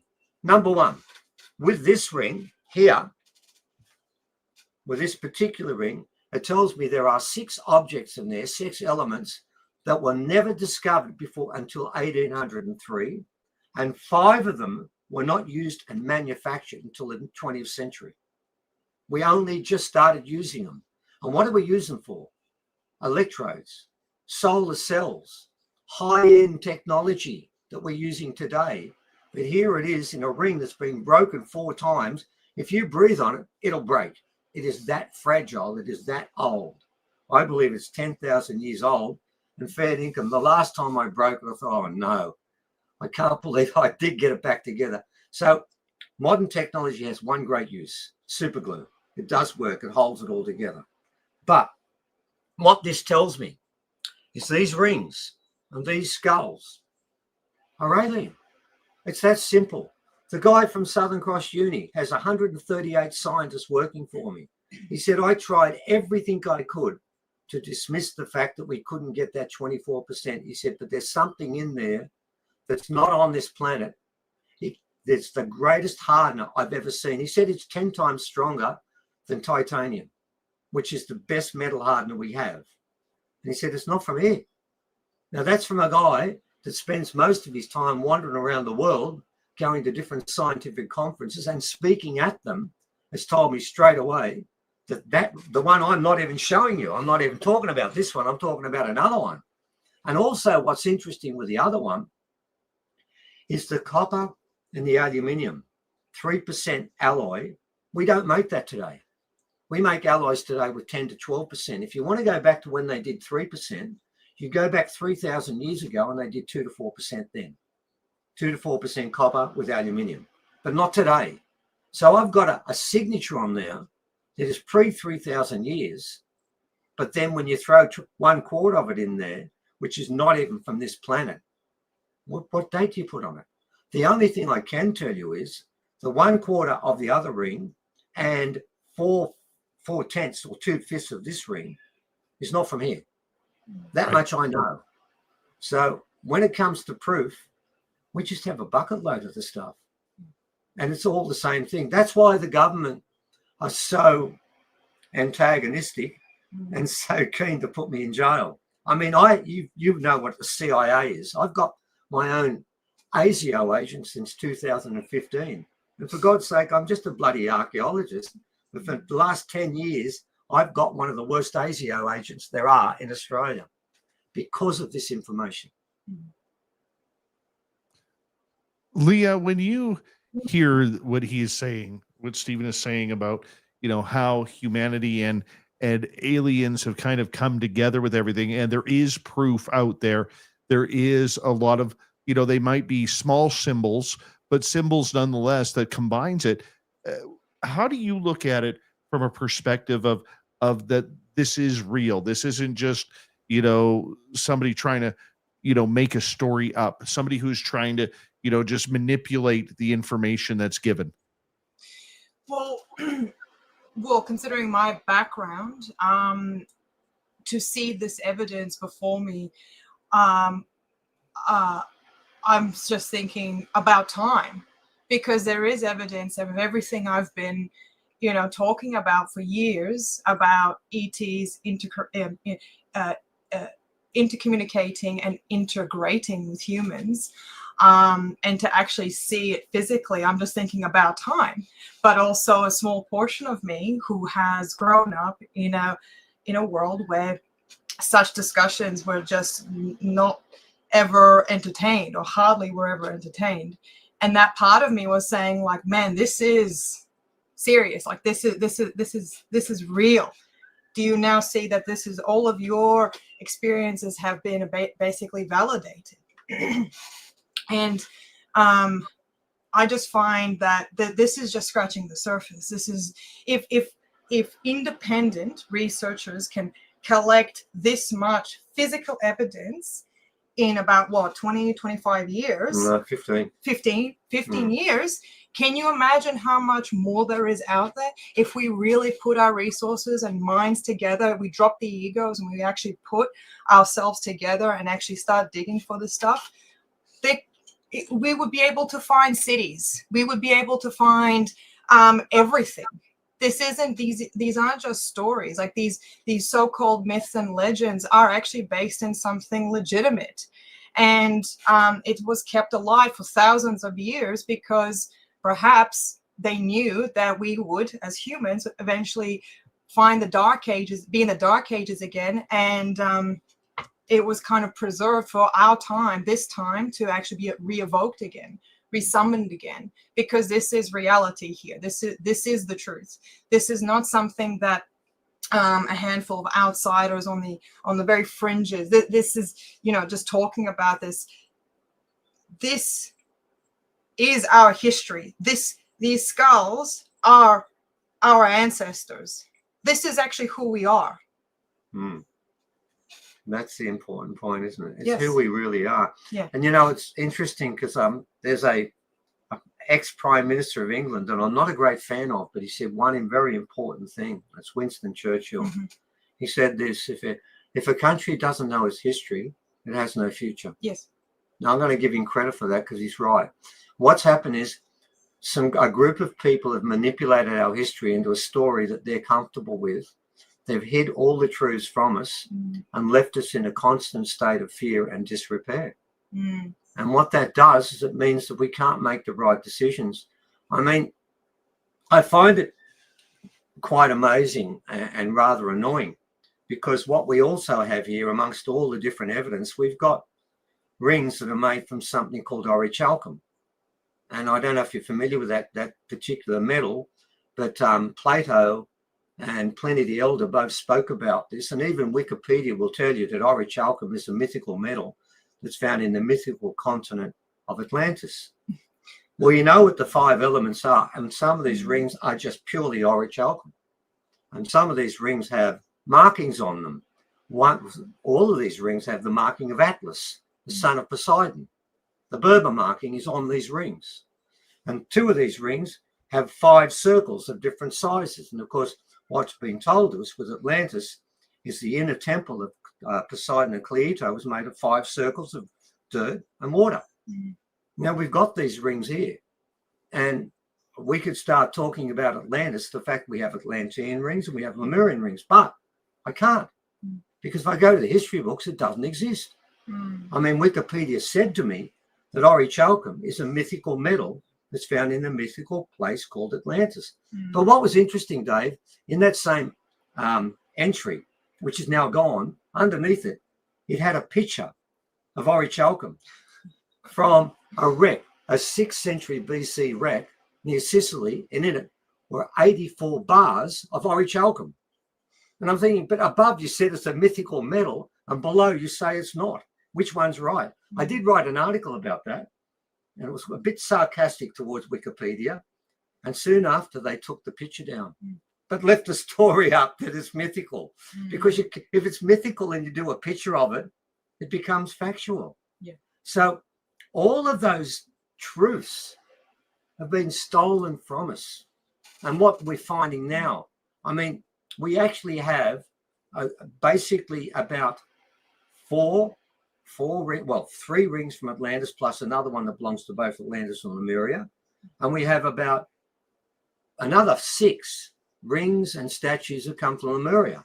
And when you look at the chemistry inside it, do you know what you get? The same those damn stories before. I'll give an example of one case. One of the rings we've got, which looks very much like this one, it has 2 monkeys and 2 elephants, but not the pigs. Right. Now, that particular ring we did an analysis of that one, and it was amazing. Because what actually happened, you can hold that up while I'm talking about there. What we did is the one that looks exactly like this, the lady who's got that one, we analysed both of them. This one is pure orichalcum with tin. All Lemurian objects have tin, but the other one that was like this was orichalcum with tin, but then there was something different in it. It had a massive amount of lead, 4 times the amount of lead of any other ring there.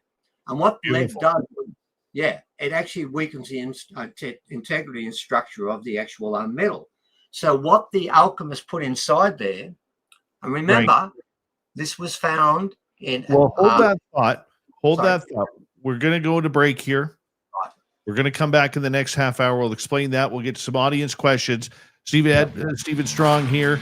Lea is here. We'll get to it next.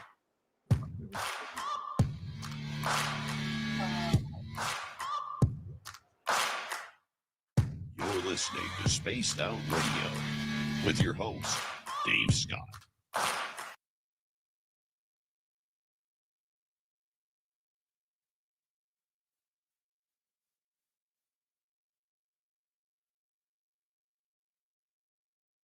All right, we are clear. Good job, guys. Right. So fascinating. Completely fascinating.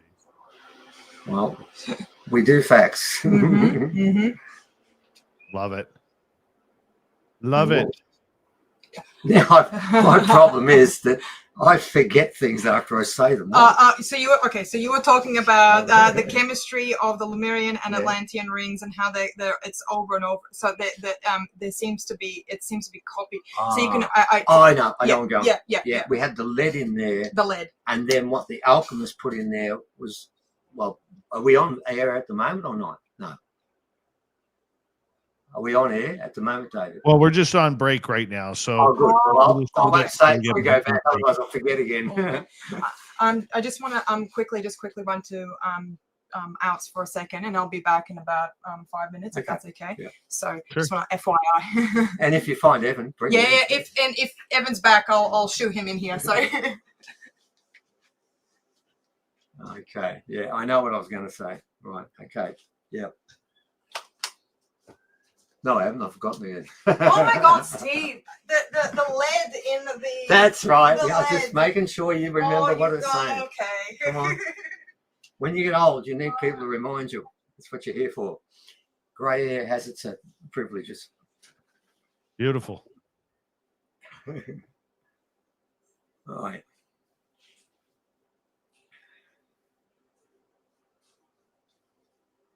I like what you're doing, mate. I think it's wonderful you're doing this show. Thank you. Because we've got nothing like this in Australia, what you guys are doing. We don't have any outlets like this anywhere in Australia, which is probably why you got so many Australians listening to you, because we got nothing in our country like this. We've done 3 shows in Australia and probably 200 in America and all over the world, but only 3 in Australia. And they were all people who had a backyard studio. And they just sort of feel like if it's that level, they don't care. They let them go.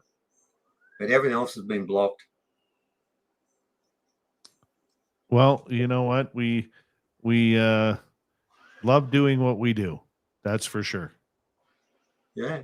Well, thank God someone's doing it, because it's not in our country. So I'm glad you are doing it. And it's funny because I find of all the countries on this planet, the one that seems to be the most open to this is America. Mm-hmm. Says something about America. Well, I think Canada, America, we sort of think it's all the same, but it's not. You never tell a Canadian they're an American. I make that very clear. I'm aware of that. There is a difference, and it's a good difference. My understanding is the Canadians come out of this better. Well, you know what? Canada, much like every other Commonwealth, we just kind of just shut our mouths to things. Yeah. But there's always, within Australia, there's always been an empathy towards Canada. Where was Canada? We always look at them being similar to us, except a bit colder. We sort of feel like we've got very similar roots and background and approaches and things. And you also got a big place with a lot of empty area. We certainly have that. That's where we store the Sasquatch. It's a bit harder for our Yowies. Yeah. We if you want to find Australia here in British Columbia, all you got to do is go to Whistler. Really? Oh, it's 4-1 Australians there. Fair dinkum. I've actually heard of Whistler. I have Yeah. heard of it. Ah. Whistler is packed with Aussies. Every bar is filled with Aussies working in it. The ski mountain's filled with Aussies. It's awesome. Oh, good. Okay. Yeah. Well, Australians are very good when they're a beer. That's something that seems to drag us in and everywhere. That doesn't surprise me. Yeah.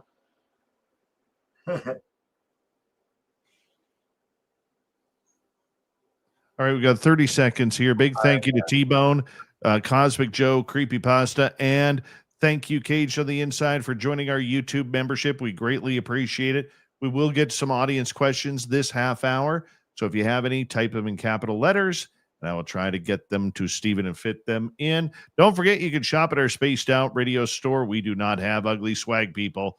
No ugly swag, so make sure you check it on out. And here we go. Hi, Jeff. Steve Garvey. He'll hit a home run for you.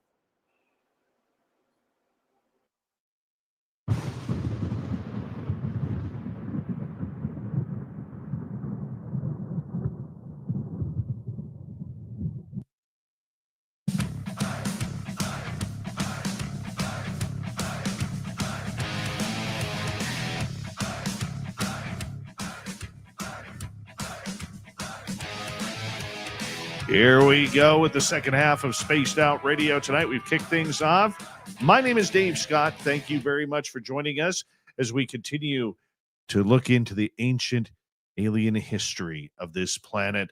Stephen Strong will be with us momentarily, but first we want to remind you that if you missed portions of this show or others, you can always check out our free archives on YouTube or any major podcast network. Our website, spacedoutradio.com. We have a plethora of features for you. Rock out to Bumblefoot, read the news wire, check out our swag as well. You can follow us on X at Spaced Out Radio, Instagram at Spaced Out Radio Show, and on Patreon in the Space Travelers Club. Here's Stephen Strong. His website is forgottenorigin.com. If you want to check it on out, they talk about our alien history there. Stephen, welcome back. And luckily, I can still remember what I was talking about before. I did have a bit of a seniors moment, but I'm back. Okay, what I was leading up to with this, not this ring, but the other one, two things. The first one is this: that high percentage of lead led the alchemists to know that it had weakened the structural integrity, and he placed within it titanium. I think it's 1.4% titanium. Now, what people need to understand is the first time we ever used titanium was in 24 karat gold to make it hard, otherwise it would be too soft. And that was in the 1930s. Now, what is titanium doing in these rings that are thousands of years old from Angkor Wat and in Australia? Why is that in there? It doesn't seem to make sense unless you have to rewrite major sways of our history, because that sort of chemical is not supposed to be there.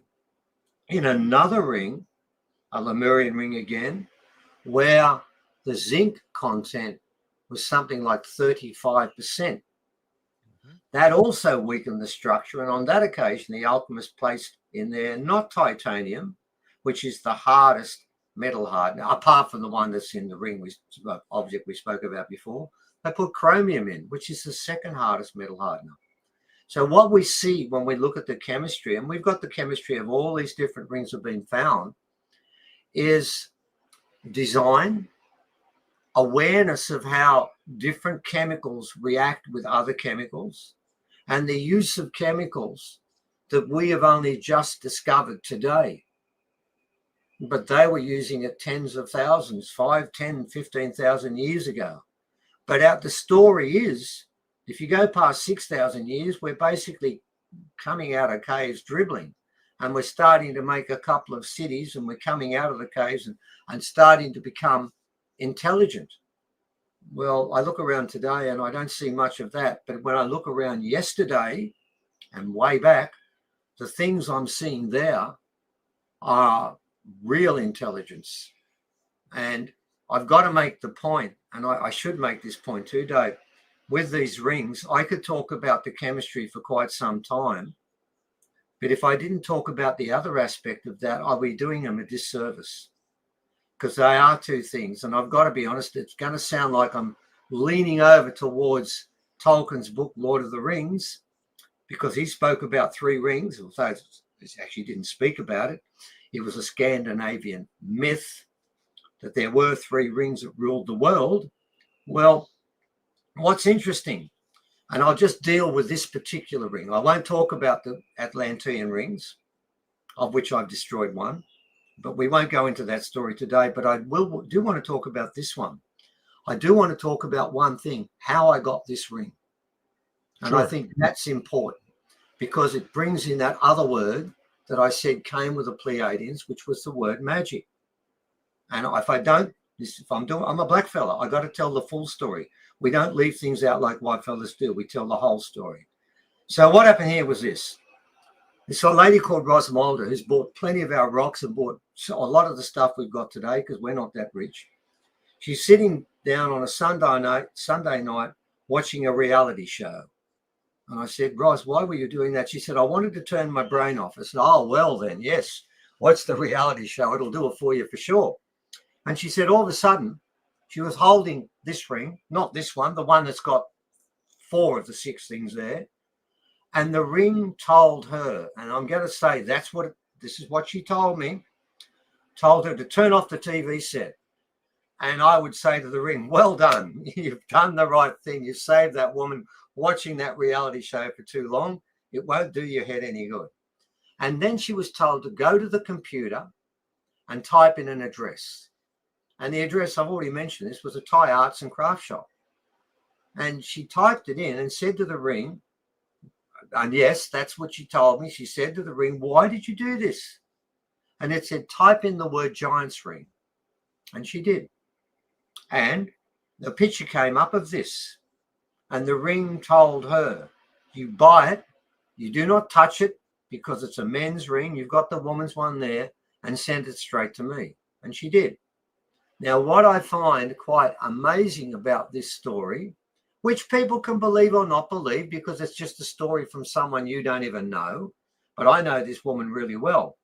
And she made this point many times to me, because at one stage she was going to go to court for me, because I was going to be taken to court by the Australian Museum. But we won't go down that story. And she said, I'm autistic and I can't lie. And she is autistic and she's never lied. So what happened there was that other ring knew the computer address of where this ring was hiding. Now, what's going on there? I can tell you now, I don't have an answer, but I do have, that's the story I was given, and that's how I got that ring. She's never had it, she's never seen it, and she did what she said. It was dressed straight to me, and she bought it. And straight after that, that Thai arts and craft shop has disappeared and has never come back on their website again, ever. We don't know what happened to that site. But anyway, those 2 things I've shown you, both these 2 were taken from Angkor Wat. All of the Atlantean rings, bar one, were buried in Australia. And those rings, the 2 that I had some issues with, some major issues, were buried 1.5 meters and 4 meters beneath the surface and found by metal detectors in the last 5 years. Oh, wow. And I believe all of these rings are coming back to the surface for one reason, because they feel like Atlantis is back again, that we're in the same hole that what Atlantis was in. It was a black cocky that just flew past, in case you guys are wondering what that was. We're in the same hole we were. Yeah, no, it wasn't a possum. God, black pocket cockies are about that big. They got beaks on them that can bite through steel. What we believe is that all of these objects from Atlantis and Lemuria are reappearing right now, because I heard the stories about how these prospectors both found these rings, and it was weird. And they both said, you're not going to believe how we found the rings. And I've heard that story a lot. Whenever people find things, they always say, you're not going to believe it. And as soon as they tell me that, I do believe it. Those rings, I think, were meant to be found now, because I believe the original people did a ceremony in Uluru 4 years ago rather, that means the earth is going to change, and everyone on this planet is going to be part of this change. It's going to be a massive change, and I believe these rings have come out because of it. So I think there's an underlying reason why they've appeared. But as you said before, we've got so many different pieces of evidence that justify and verify Pleiadians in Australia. We have so much stuff that's done that. In fact, it is well known with original people, there is a belief that ceremony at Uluru was there to sing up some crystals that were placed inside Uluru, which the elders called the magic box. And it was placed in there by the Pleiadians for this day and placed inside Uluru. And the ceremonies that took place over there over a period of 9 years that built up to the last one 4 years ago were all meant to turn that crystal on. So when you talk about the history of aliens in Australia, it's not even history. It's the past, the present, and the future. It's all the way through. And you ask any blackfella, and we'll all tell you the same story. They're our brothers. They're our sisters. They've never left us. And when they put those crystals, which the elders called the magic box, and that's their terminology, not mine, it was put there to save the planet. So what we've got to understand from this, and this is a very important part of what we've learned, is there's something about this planet that means a lot to beings from everywhere, all over. We've been told, and Lea through Mesrith has made this point often, that aliens have come from all over the universe to here. You've got to ask a question. I mean, Mesrith, who was a Nevisoran's, been here for 1 million years. They've abandoned their home planets to come here. There is something about this planet that when it ascends will actually affect the whole universe. And that, to me, is the exciting part of this whole story. And that's the part that mainstream does not want us to know. We're not citizens of this planet. We're galactic citizens. We belong to the universe, and we are doing something here on this planet right now that everyone, all beings know about, and they watch us. So people have told us we are like The Bold and the Beautiful, a daytime soap, where often aliens, when they hear about things we do, they shake their head in disbelief and say, I cannot believe they would do this. And after a while, they've realized, yeah, this is what we do all the time. So it's very important to understand. It's important to understand from an historic viewpoint, the aliens were here. They were involved in Atlantis. They were involved in Lemuria. They have come down and lived with us on certain occasions. They've done all that. And then they left when we fell away. But the most important part of this story, it's an ongoing story. It's not finished. The story about them being here and us being here and us being here for a reason. And this particular planet being different.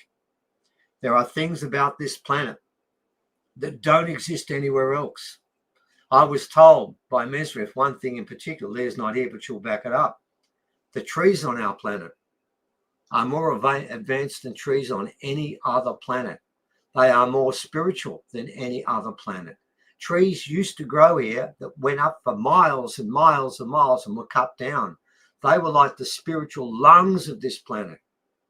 And what we've tried to do by destroying the trees is try to destroy that spirituality, but you can't anymore. My elders have told me the ceremony that we did then, that, by the way, and I can share this with you, David, it wasn't just the elders at Uluru involved in that. There were 15 to 20 million people around the planet that were meditating on that rock on that particular day. The news got out. We were told to get it out, and we spent a lot of time telling people, come and meditate on that rock. 15 million people meditated on that rock. And we have so much proof, which I can't show you today because Evan's not here, of that being a successful ceremony. So here's the real deal in this. We can go further than tell you there were aliens here. We can actually tell you why they were here. And that really is the question we should be dealing with. I think we get distracted. Everyone trying to prove that aliens are here. And they make us get distracted by that. That's not the important question. The important question isn't whether they're here, but why they're here. What's their purpose? What do they want from us? And by the way, that's a valid question. They do want something from us.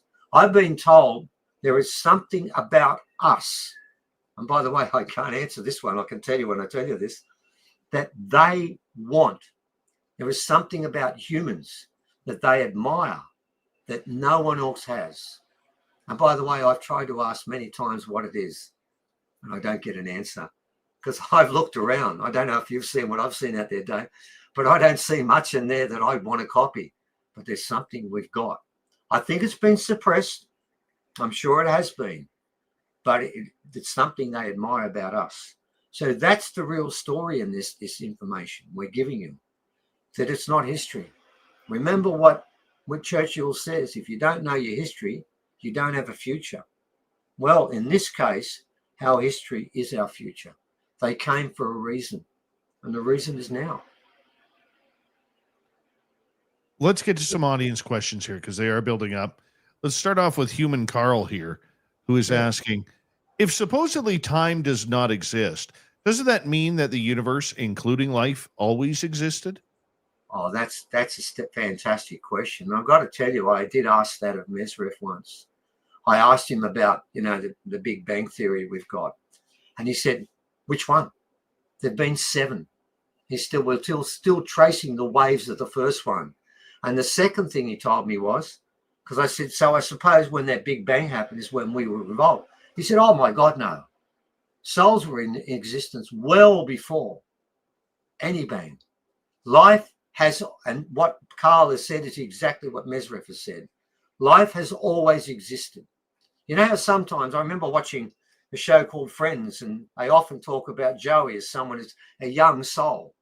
And I did ask Mesref once about that. He said, there are no young souls. Life existed before the Big Bang. So, Carl, you are correct, 110%. If you ask the mob up there, they'll tell you, no, we came in physical form then, but we existed in a form before that. And let's be honest about this. For a bang to take place, someone has to press the button. It's as simple as that. So when the Big Bang took place, there was life already there, and we were part of it. So Carl is correct. He gets 10 out of 10 for that. It's a great question.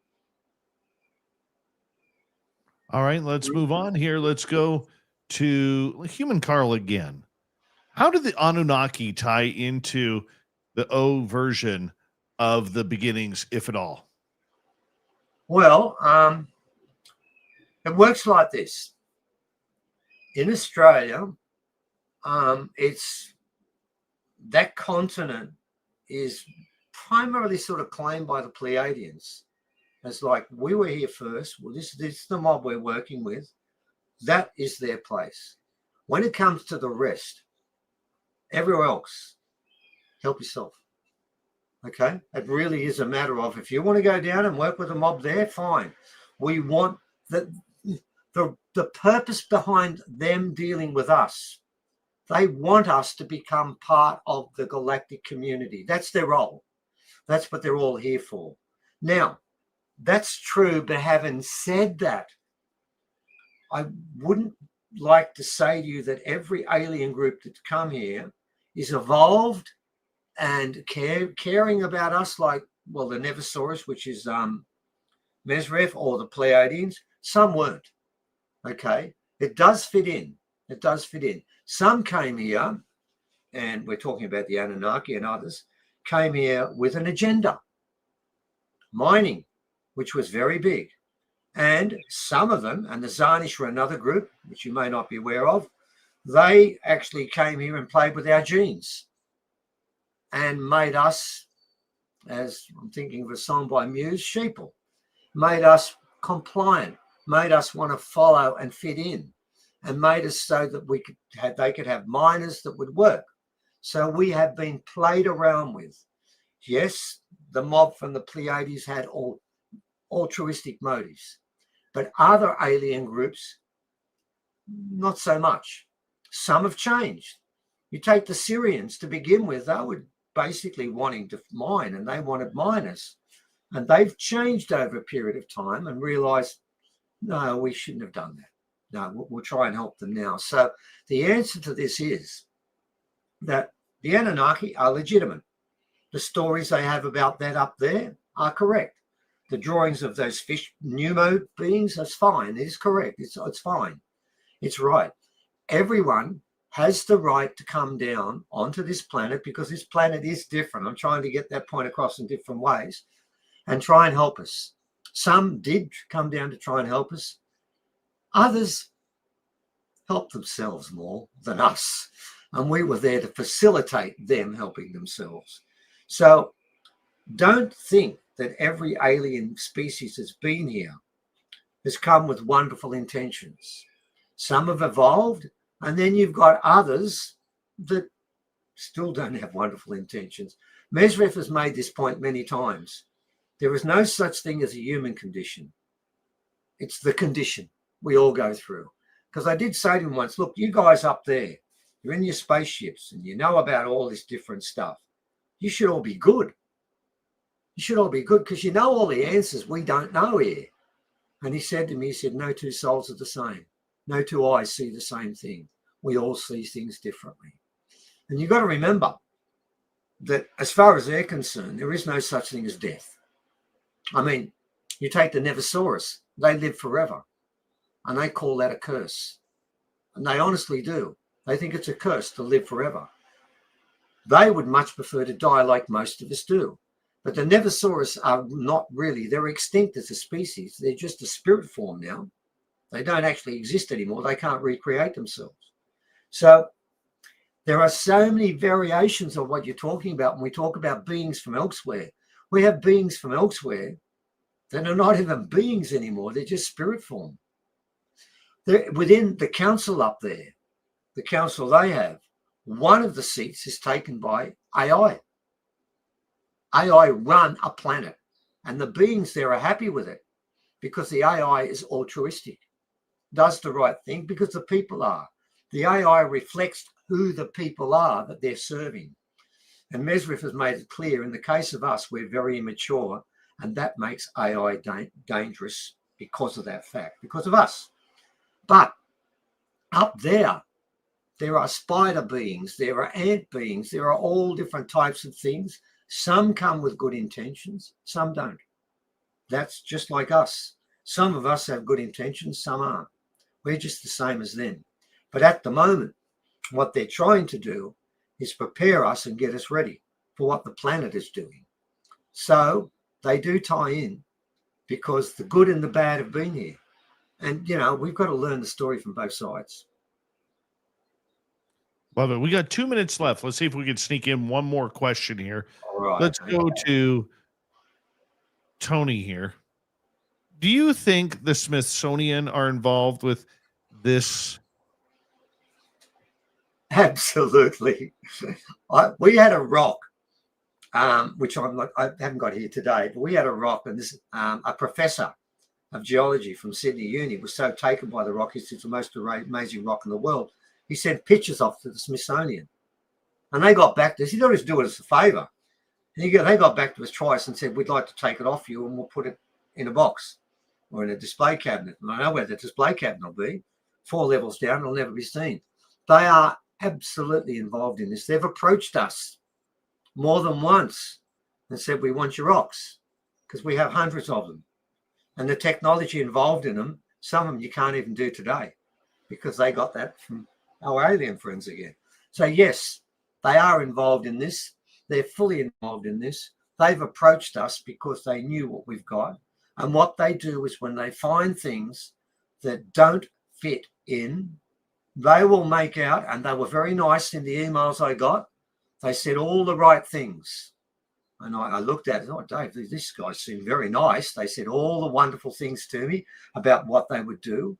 But I knew I knew the closest thing that's come to truth, and that is Indiana Jones when they did a picture of the Smithsonian Institute. They're there to hide the truth and to create a history that's convenient to the people who run the country. That's their only function. Anything that doesn't fit in, they will take off you and you'll never see it again. Yeah, Tony's right. Steve, I want to say a big thank you for coming on Spaced Out Radio tonight. It's been an absolute pleasure to have you on the show. Remind everybody your website, forgottenorigin.com. Stephen Strong, everybody. Thank you very, very much. Coming up next, Swamp Dweller. Then from Rocky Mountain Ranch Research, Katie Page and the Encounters. Listening to Spaced Out Radio with your host, Dave Scott.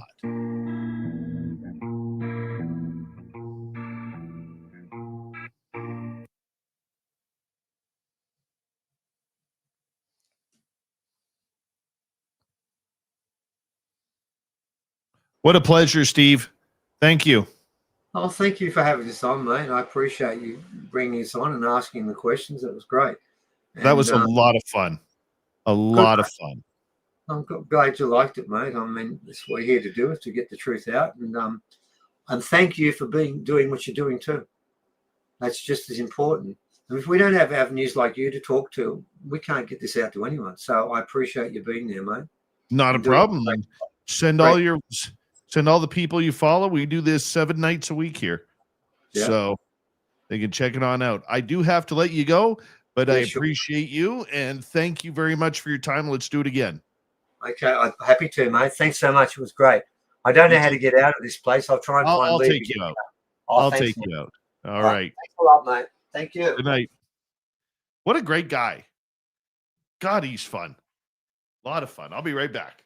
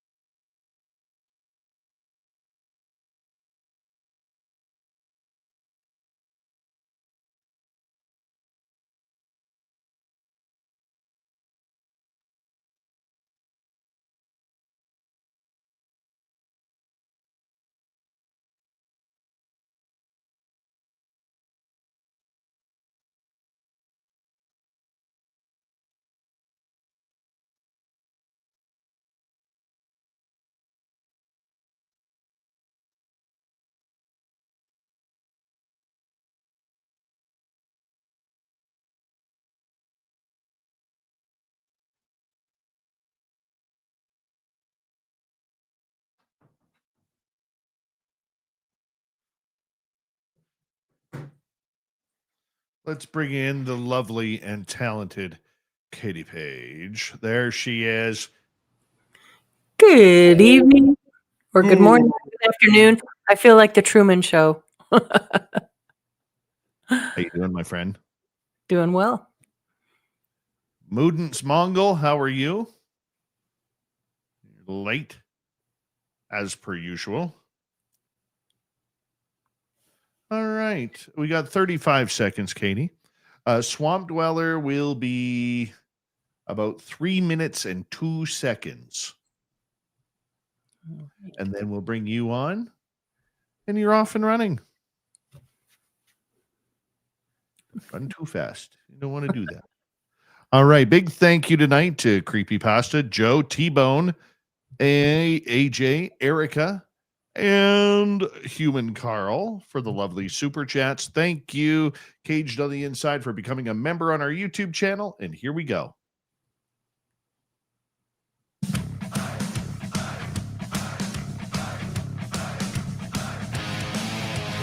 Here comes the third and final hour of Spaced Out Radio tonight. My name is Dave Scott.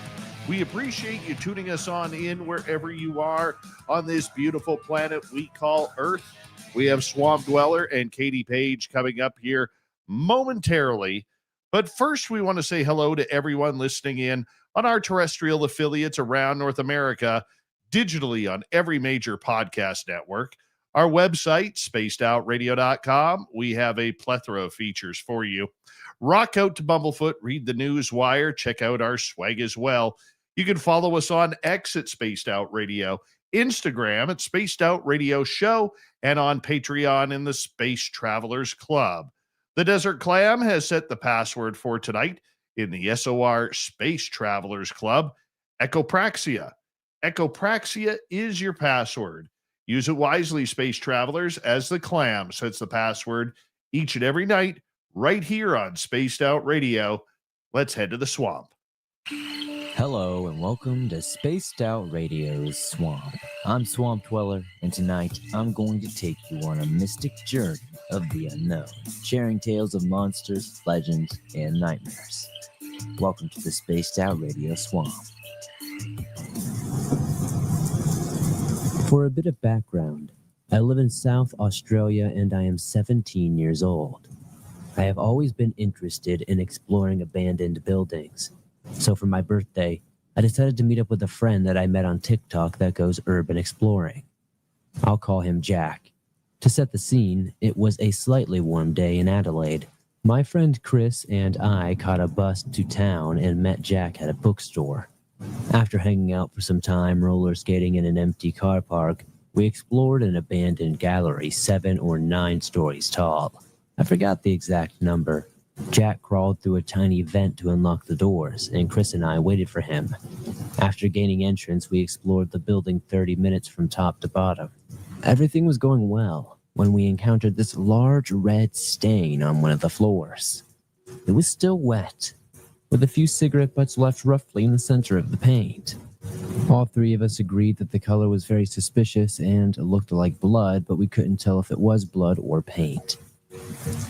At one point, Chris and I were at the center of the floor, looking down at this mezzanine or indoor balcony.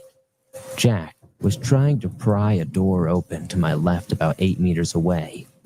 Suddenly, he let out a scream and dropped his torch. I looked up trying to figure out what had scared him. I thought that maybe he had seen a giant spider or something dumb. After staring at the door for quite a few seconds, I saw a hand squeezing through the hole where the doorknob would have been. My friends and I quickly regrouped and walked away from the door, right where the stain that looked like blood was.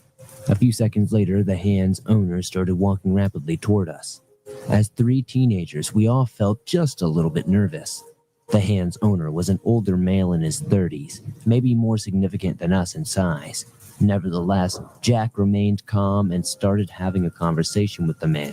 The older male told us that he was from Melbourne, had been drinking with some friends in a band, and stayed there overnight.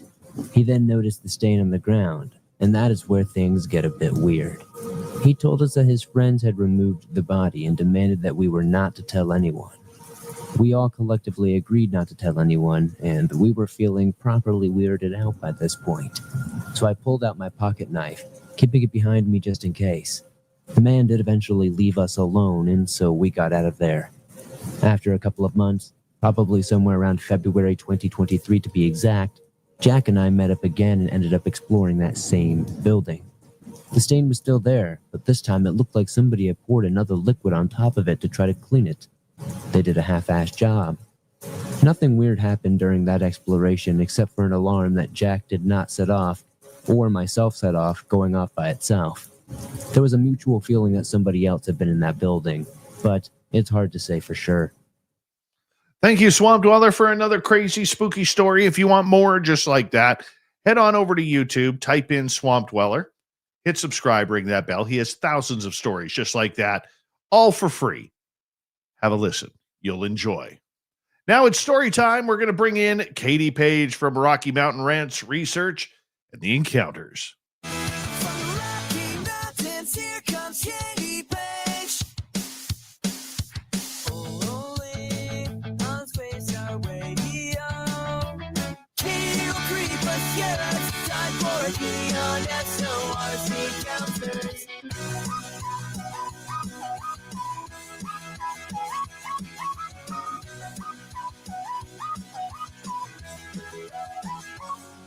All right, Katie Page, welcome back to Spaced Out Radio. Week number 2 of the Encounters. How you doing? I'm doing all right. I just got to spend a couple of days with none other than Ryan Wood. I helped him scan documents to put into the UFO decks. And just a reminder, I decided for this Encounters, we'd go alphabetical through the states, and then now we're adding some provenances of Canada. So tonight is Alaska and British Columbia. Hey, I know where those places are. Yeah. So now you can relate. But what's really cool is I'm looking for these obscure cases. We all know the well-known cases. So using Ryan Woods, you can go to ufodex.com and just type in any old question, and you can use it right now while it's free, because I know eventually he's going to have so much in there he'll probably want to monetize that, and I don't blame him. It's a lot of work. He's done a lot of work on that. So it's a great tool for me to find these obscure cases in these states. So a couple of things, Alaska is in the top 5 of sightings per capita. So, which kind of goes to I've always kind of had a theory that UFOs like these, remote places, even though they're not reported as often as they should be, because we don't have the populations to report them. I do believe that, our extraterrestrial friends like these remote areas, and, Alaska is very vast. So another thing that's commonly known about Alaska is the missing people. They have a high incidence of missing people, I think since the 1960s, like 1,200. But as I'm researching this, and of course, David Pilates does his work with all that. But what was really strange is I came across a statistic from April 1st, 2023 through June 30th, 2023. So we're only talking a couple months. In Alaska, 437 people reported missing in just those couple months. Was there like a mass abduction or something?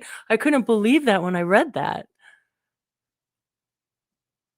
That is absolutely intriguing. And you wonder how many of these people go into the wild and just never come back.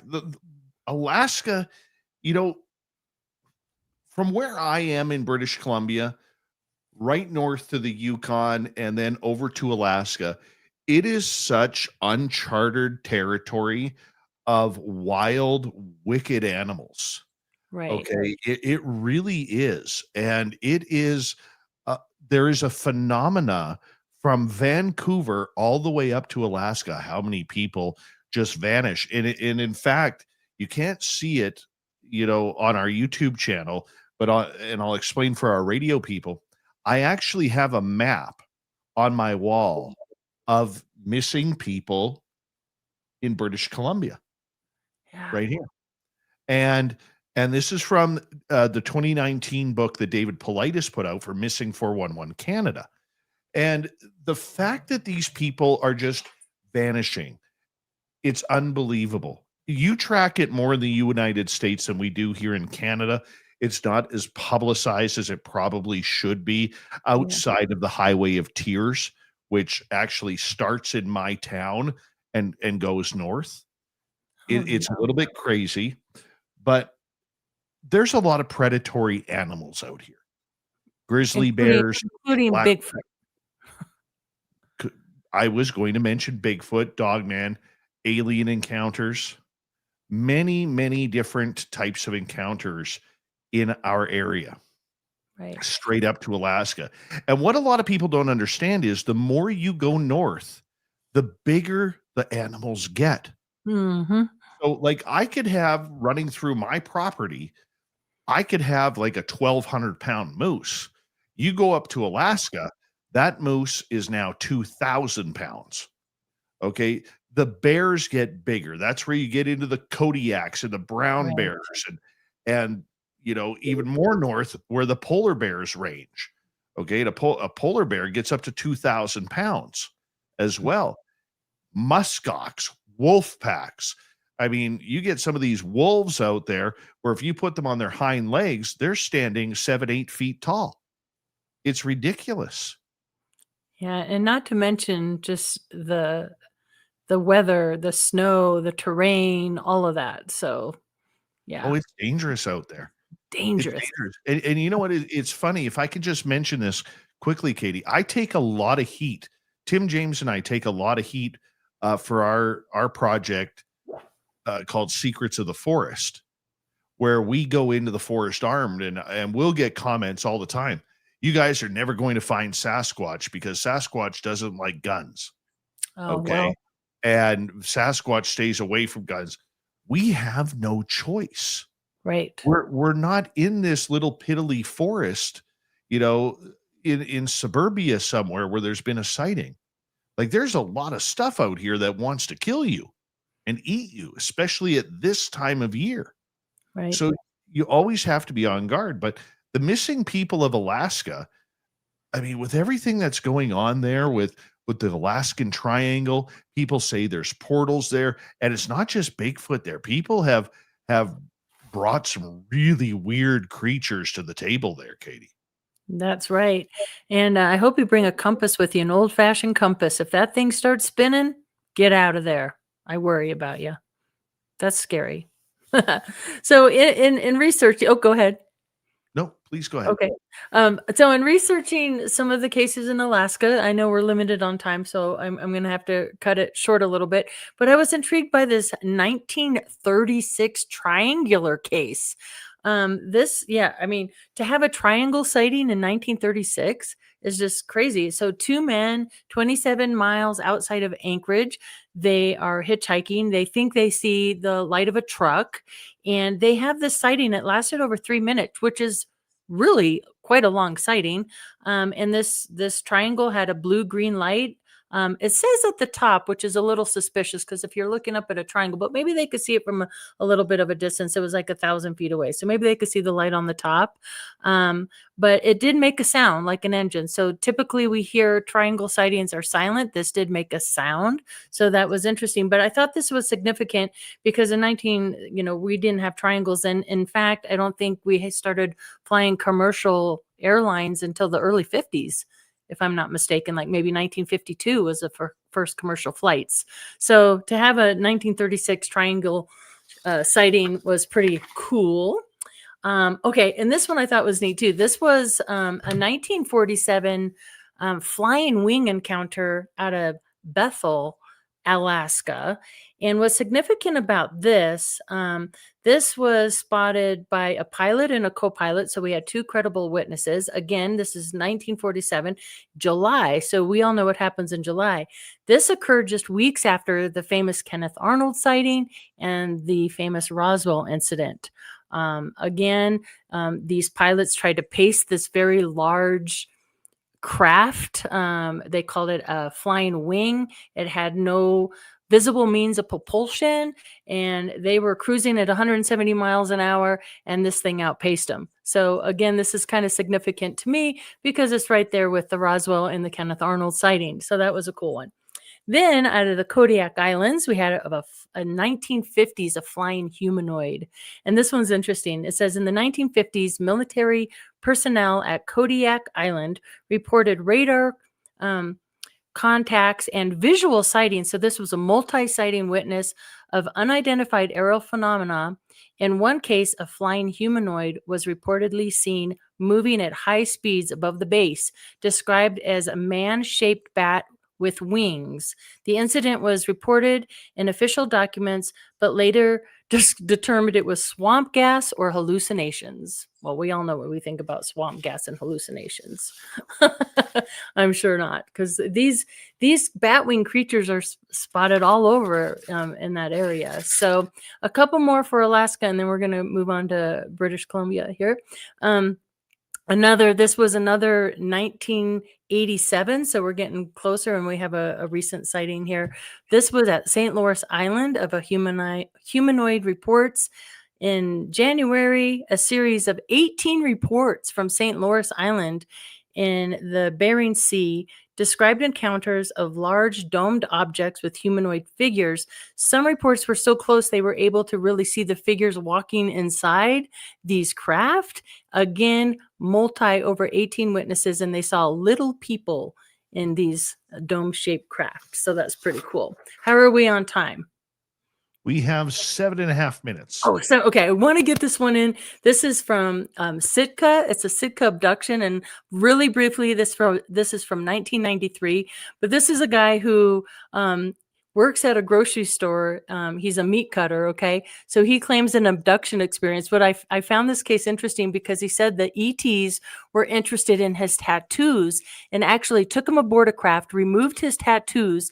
The next day, he shows up for work, at the grocery store, showing his friends, that his tattoos are gone, and he has like the pictures of the scarring from the missing tattoos. I had never heard of anything like that before. Aliens interested in tattoos. Me either. Isn't that cool? Really interesting. Right. Okay. So UFO sighting activity in British Columbia. So British Columbia has the second highest number of reported UFO sightings in Canada, with Ontario being number one. And I thought this was significant, being an ex-MUFON person. In 2022 alone, there were 1,153 sightings in British Columbia. That's a lot of sightings. Not only that, but the sightings there lasted on average 22 minutes. So not only are you seeing these multiple sightings, but you're seeing them for a long time. 22 minutes. That's crazy to me. So that's Can I interesting. tell you why? Yeah. Why? Mhm. Because when you get out of the greater Vancouver area, BC is extremely sparse with population.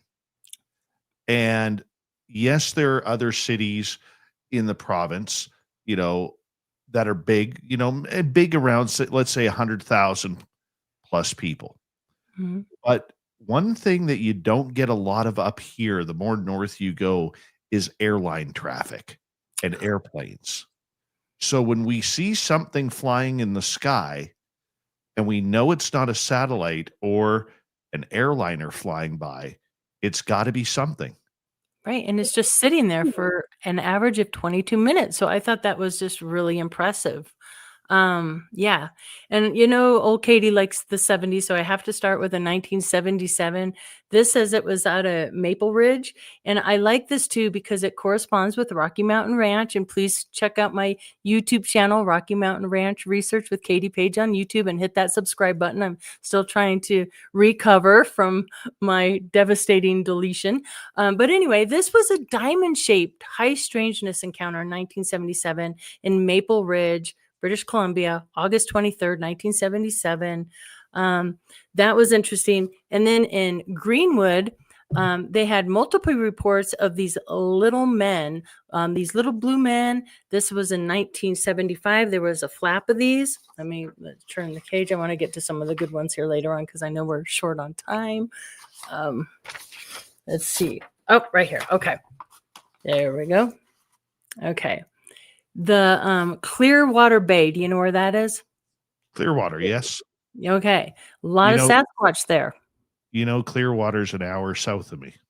Oh, all right. Well, you're going to have to go do some Bigfoot sighting there because there's multiple witnesses, including Fred, and they called him Bub. And he was a former Royal Canadian Air Force reported seeing spherical or dish-shaped UFOs over Clearwater Bay. These sightings often coincided with reports of Sasquatch or Bigfoot creatures in the area. Some witnesses described seeing large, hairy humanoids in the vicinity with UFOs, which I like that because, you know, we have Stan Gordon's book where he connects a lot of the UFO sightings with Sasquatch. So have you ever seen, Dave, a UFO or an orb in connection with any sounds or Bigfoot activity in that area? Flight 21, 2023. All right. That's Yeah. cool. Right. Okay. So last one, bat-winged creature and UFO in Victoria. This was in the 1960s. A teenager reported seeing a bat-winged headless creature after observing a bright object land in the nearby field. The area showed flattened, blackened, and giant footprints, which also reminds me of Rocky Mountain Ranch, where you have these flattened circles on the ground and these strange prints. Same with Snippy Case. That was unreported and was recently, we found the photographs of these strange giant prints next to the carcass of Snippy. So this is very similar. And I always love making those connections, right? And then we had in the location is called, I'm sorry if I butcher the name, Okanagan Valley. Okanagan Valley. Okanagan Valley. How far are you from that? I am about 4 hours north of it. Okay. So in the Okanagan 1970s. Lake, Okanagan Lake is where Ogopogo is. Oh, right. The like Loch Ness Monster type Yes. creature. Yeah, I read about that one too. But here they had in the 1970s a very similar report of an egg-shaped craft. So our Tic Tac egg-shaped craft were seen. Several witnesses in the valley reported seeing egg-shaped UFOs that emitted beams of light and caused missing time. Some described being paralyzed, unable to move during the encounters, and few reported seeing small gray-skinned beings inside the craft. So a lot of reports. I have more we can say for another time because I know we're out of time, but how cool, all these connections across the border. Just in between where I live and Clearwater, where you mentioned, there is a little town called Little Fort. Now, what a lot of people don't know about Little Fort, it's kind of like their little secret. Okay, like literally, this place has a gas station, a rest stop, and a really good restaurant. Don't blink and you'll miss it. Pretty much. And I think there's about 12 houses there. But there is a huge amount of UFO sightings and people quietly talking about alien abductions there. Wow. And that whole area between Clearwater and Little Fort, that is the highway that ends up going into the Rocky Mountains towards Alberta. Okay. And I think, being the fact that we are right in between the Cascade Mountains and the Rocky Mountains, there is something that the UFOs love about this area on top of the mountains where I live. And it's just incredible the amount of sightings that happen here. Quickly, the UFO sighting that we had in 2023 with the Sasquatch, we were warned by a Sasquatch that there was a UFO and aliens on the ground between us. Oh, And there were 7 of us there. And I have to wonder too, Dave, if there's something underground, bases under there. You got that right. Katie Page, Rocky Mountain Ranch Research is her YouTube channel. The Dave 101 coming up next. This is Spaced Out Radio and your host, Dave Scott.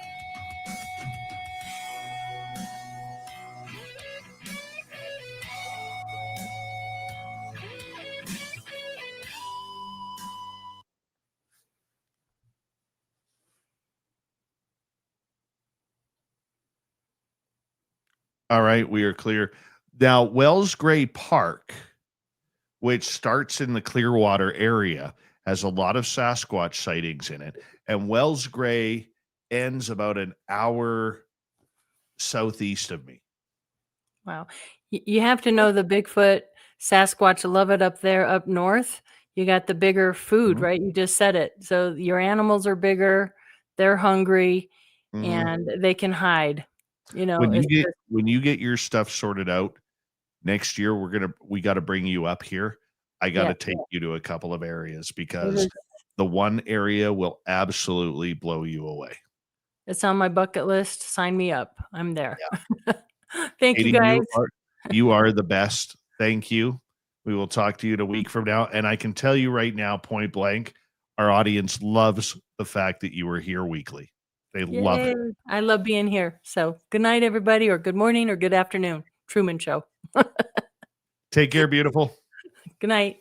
Good night. Katie Page, everybody. How awesome is she? I tell you, what a steal for us that she's here. What an absolute steal. I made some bold moves in the past, but finally getting Katie Page on here on a weekly basis, I'm going to call that a big win, a huge win for what we do here on Spaced Out Radio. And if you haven't subscribed to her channel, Rocky Mountain Ranch Research on YouTube, please do me the favor, go do that. She literally lost her channel and she's rebuilding her channel now. So whatever we as Spaced Out Radio can do to help, let's do that. Let's get her subscribership back up and help her get back in line with where she wants to be, because she's so talented. So talented. All right, Dave 101 coming up next. And I just got to find something here.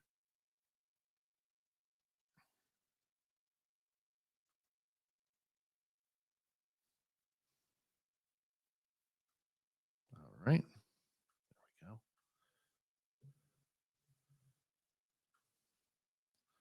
Put this here. Put that there.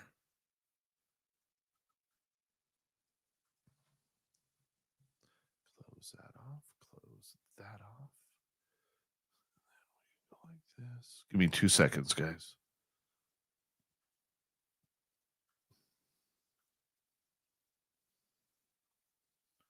There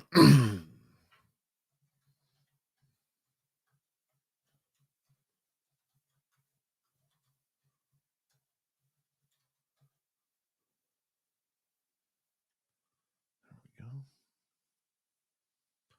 All right, that's all set up. We're good. We're good. Excuse me. Science Bob will be back soon. I promise you. Like next Wednesday. Science Bob. Athena. I'm sorry. What is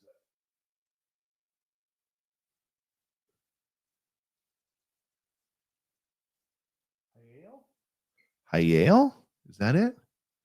How long does he go live? We're live until the top of the hour. I'm the he you're talking about, I think.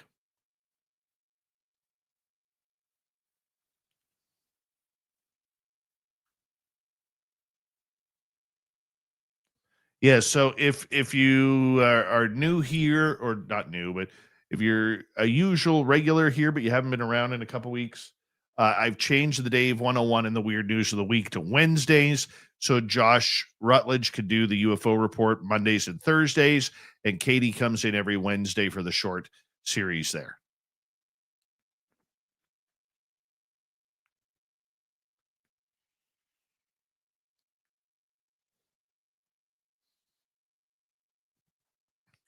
Big Bad Phil Jones, good morning to you. R. Keith Andrews may not be here Friday. He had a health scare, and hopefully he's in hospital right now. He's hoping to find out if he'll be released tomorrow. Tim is not gone. Tim is going through some health issues as well right now.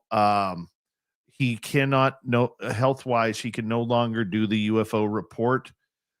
His doctors have forced him to get a minimum of 8 hours sleep a night. I'll explain all that Warden, hit me up after the show and I'll explain that to you. And I'll explain our Keith as well. Yes, Keith got married.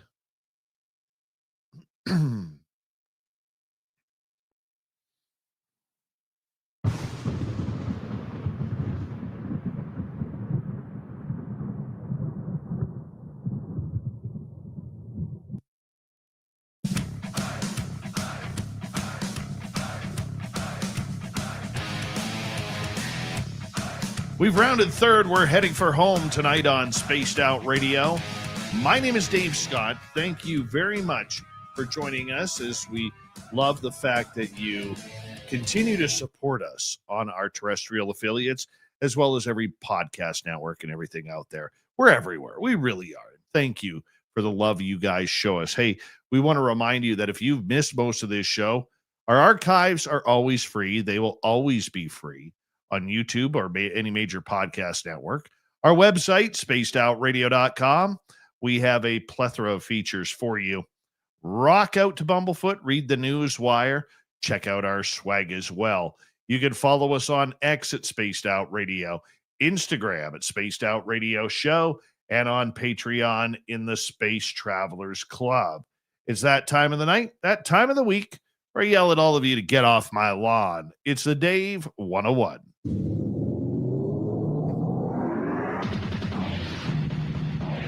time for Dave 101. Open up the door, it's Dave. Dave, D-A-V-E.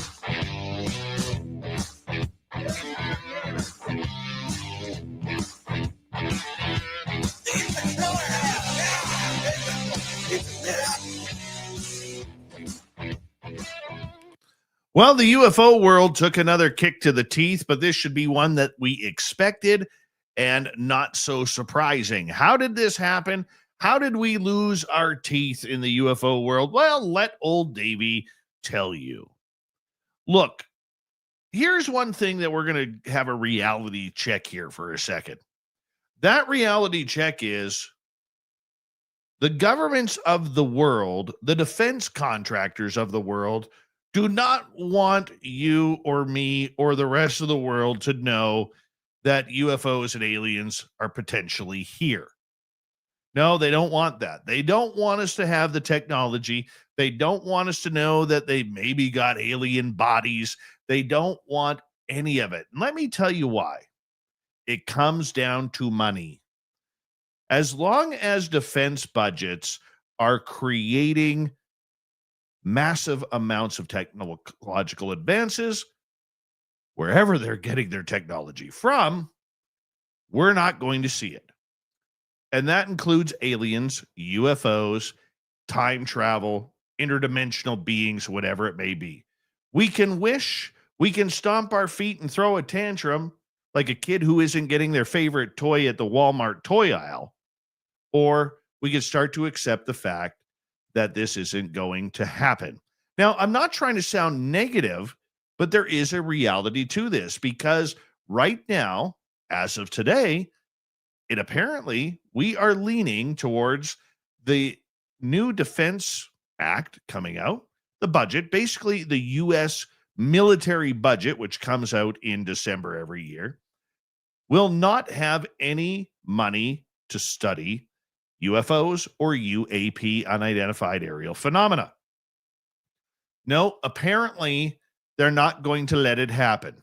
Now, I really thought there was a chance for the Chuck Schumer and Mike Rounds bill to actually get through this time, especially with Mike Turner, who used to be a thorn in the side in the Gang of Eight to anybody looking into UFOs. And why wouldn't he be, considering that he was literally from Ohio and his constituents, most of them worked at Wright-Patterson Air Force Base. So obviously he didn't want it to happen, and he convinced that the National Defense Authorization Act was not the place, or there was no place, for UFO or UAP research. Now, Askapol's Matt Laszlo, who were lining up a date to get him on this show very, very soon. Okay, I'm waiting for a text message. That's how soon. And if you haven't followed him and the UFO work that he has been doing in Washington, D.C., it really is second to none. And he stated in a conversation with Senator Mike Rounds stated that I don't think anything's going to get through the House. I think that's where the issues are. Now, it was thought that maybe the Senate Armed Services Committee Chair Roger Wicker had problems with it in the Senate, but that may not be the case. The fact is that these people who are elected, especially long-term Congress people and senators who have a lot of friends in the defense departments and in the contractors, they do not want it to go through. So they are putting pressure on these politicians to say, let's leave the UFO stuff out of there. Now, of course, there are going to be the politicians who say, why are we wasting money on fantasy and science fiction? Why are we doing that? They don't want to believe, for one reason or another, that this is actually happening, that UFOs are actually here, that we may have contact with alien life forms. There are others who are probably in the know for having top secret clearance and talking to military members and agency members who say, yeah, this stuff is here. But the government doesn't have it.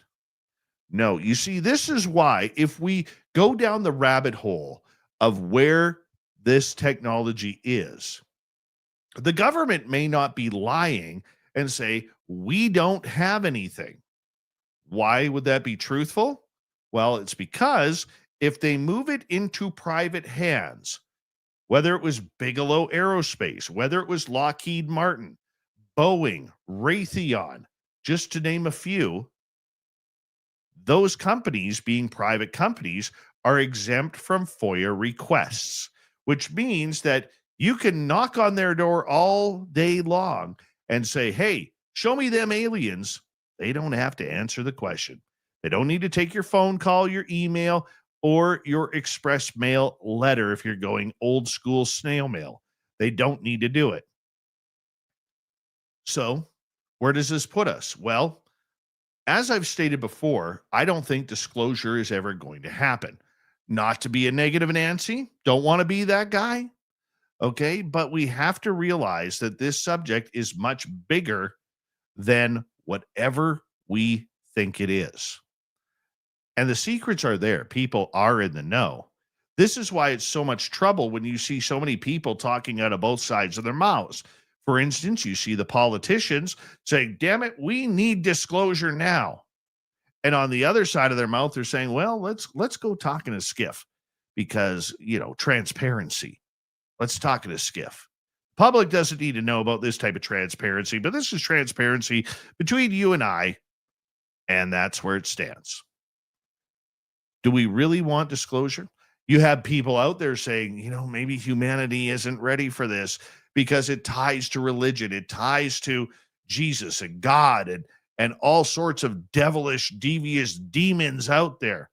Well, we can look at it that way too, that maybe they're trying to protect us from Armageddon part 469. Maybe. Or maybe they don't want us to have the technology because weaponry and fear creates budgets. That's very true. It creates budget. Remember, fear creates budget. Unless it's UFOs. And they'll probably make more money towards defense because, when you lose $2-3 trillion every couple of years that you have no accounting for, yet the IRS can literally track how much you're making off of a YouTube channel or a podcast with just a flick of a switch. And if you don't pay your taxes on that, boy, oh boy, you're getting jail time. But 2-3 trillion, who cares? Who cares about that, right? The money goes somewhere, likely into black projects who just seem to have a never-ending budget on anything. And it's not just the United States. It's happening in Canada. It's happening in the UK, France, Portugal, Australia, New Zealand, wherever it is happening there as well. The disclosure movement is much more than just saying, my fellow Americans, from the presidential podium, we are not alone in this universe. It is way more than that. This is an in-depth subject that is going to have to be approached with numerous angles leaning towards it. What does this do to the economy? What does this do to the health sector? What does this do for food? What does this do for banking? What does it do for fuel? What does it do to humanity and religion? There's a lot going on right now.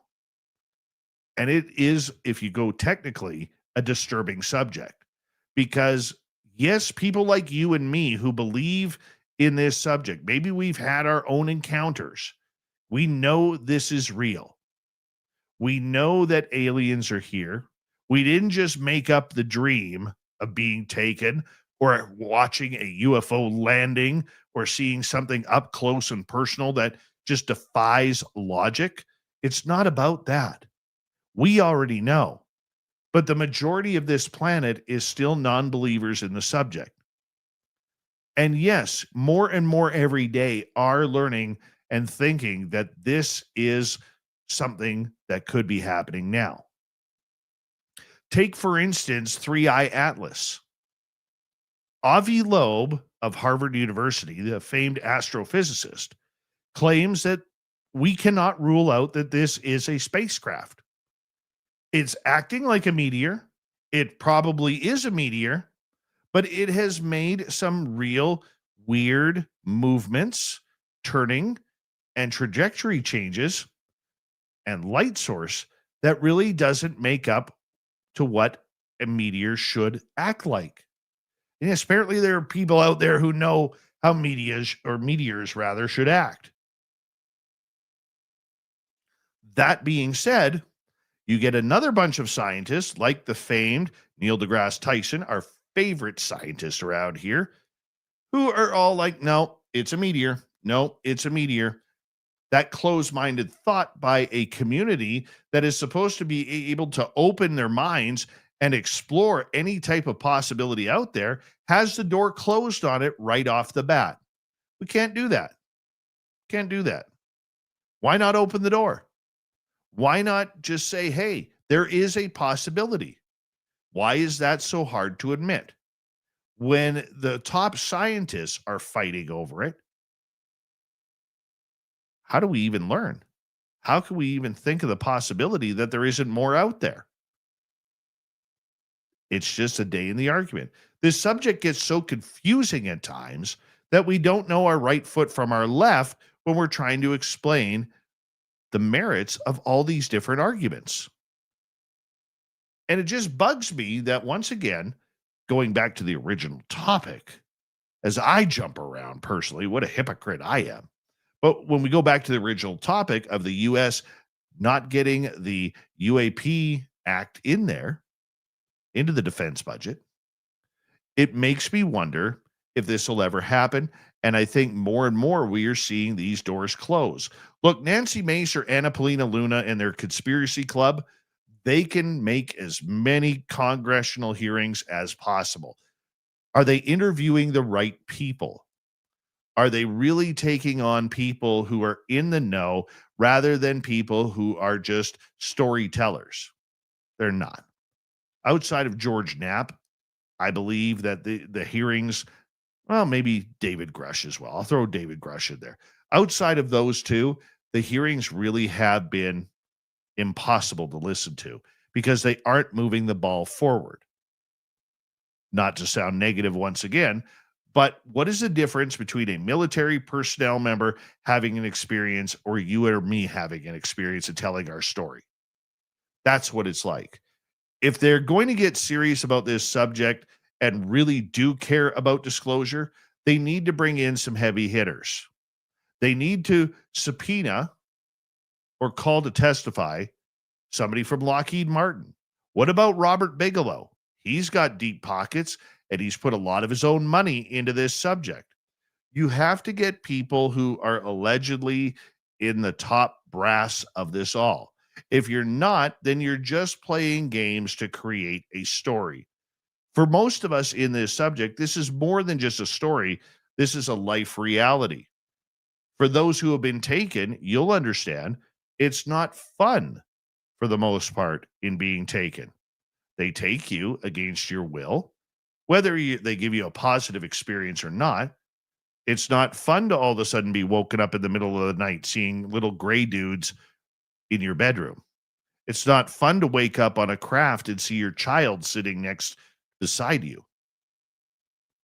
It's not fun where people have claimed to have some sort of surgeries going on their body. I think this subject is going to end up having to be more grassroots. Shows like mine, shows like other people's that we know, whether it's Coast to Coast or Jimmy Church or many others. Dave Schrader puts on another good one. Shows like that is where people need to start gaining their attention. The researchers and the grassroots, boots on the ground researchers, that's where it's going to come from. But I think the other door is closing, and every time we hear this budget being shut down, the door closes a little more. And we should be used to it by now. That's your Dave 101. As God is my witness, I thought turkeys could fly. Ladies and gentlemen, here is the latest bulletin from the Intercontinental Radio News. Loud noises! I am good at things, fighting and reading the news. It's time once again for Spaced Out Radio's Weird News of the Week. All right, we're going to kick off the weird news of the week in Iowa. And it's a sad story, but a weird one. A teenager died in rural Iowa after he was shot by a fellow hunter who apparently mistook him for a squirrel. You heard that right. Apparently, this young man named Carson Ryan, God bless his soul, just 17 years old, way too young, was hunting squirrels outside Iowa City when gunfire from someone in his group struck him in the back of the head. According to the Iowa Department of Natural Resources, the agency said Ryan was mistaken for a squirrel by a member of his hunting party. The incident took place around 3 p.m. Ryan later died from his injuries at the University of Iowa Healthcare Medical Center in Iowa City. His death is currently under investigation by the sheriff's office in Washington County, where the shooting occurred. The boys' track and field team at his high school reacted to his death on social media, basically saying they were absolutely shocked. And, this is a tragedy that's just uncalled for. But it does go to show the dangers of hunting. You have to be careful at all times. The family is mourning the loss, but how do you mistake a human for a squirrel? How do you do that? Not to be insensitive, okay, but I hunt. I'm out in the forest, and I'm always watching, number one, where my trigger finger is, and number two, I make sure there's no one around me. And number three, I have noticed that a human is a lot larger than a squirrel. It's a sad story indeed. I feel sorry for this boy's family. Tragedy. That one hurts. All right, let's move on. Here's a weird one. Police in Northern California were understandably perplexed when they pulled over a Waymo taxi after it made an illegal U-turn, only to find out there is no driver behind the wheel and therefore no one to ticket. The San Bruno Police Department wrote in a now viral weekend social media post that officers were conducting a DUI operation early Saturday morning when a self-driving Waymo made the illegal turn in front of them. Officers stopped the vehicle but declined to write a ticket as their citation books don't have a box for robot. That's right, no driver, no hands, no clue, read the post, which was accompanied by photos of an officer peering into the car. Officers contacted Waymo to report what they called a glitch, and in the post, they said they hope the reprogramming will deter more illegal moves. The department's Facebook post has generated more than 500 comments, with many people outraged the police didn't ticket the company. People also want to know how police got the car to pull over. But San Bruno Sergeant Scott Smith Mantegal said that they can only ticket a human driver or operator for a moving violation. unlike parking tickets that can be left at the wheel. A new state law that kicks in next year will allow police to report moving violations to the Department of Motor Vehicles, which is figuring out the specifics, including potential penalties for companies. Waymo spokesperson Julia Elena says that the company's autonomous driving system is closely monitored by regulators. We are looking into this situation and are committed to improving road safety throughout our ongoing learnings and experiences. Well, if that isn't an HR comment, I don't know what is, but I'll tell you, if you've never seen one of these taxis that literally has no driver, it's scary. I saw those in California when I was there. I didn't want to ride one. It scared the daylights out of me. Finally, let's head back to Australia, where a dock worker won his job back after he was fired for, among other things, telling a colleague that he has put his tallywhacker in a Subway sandwich.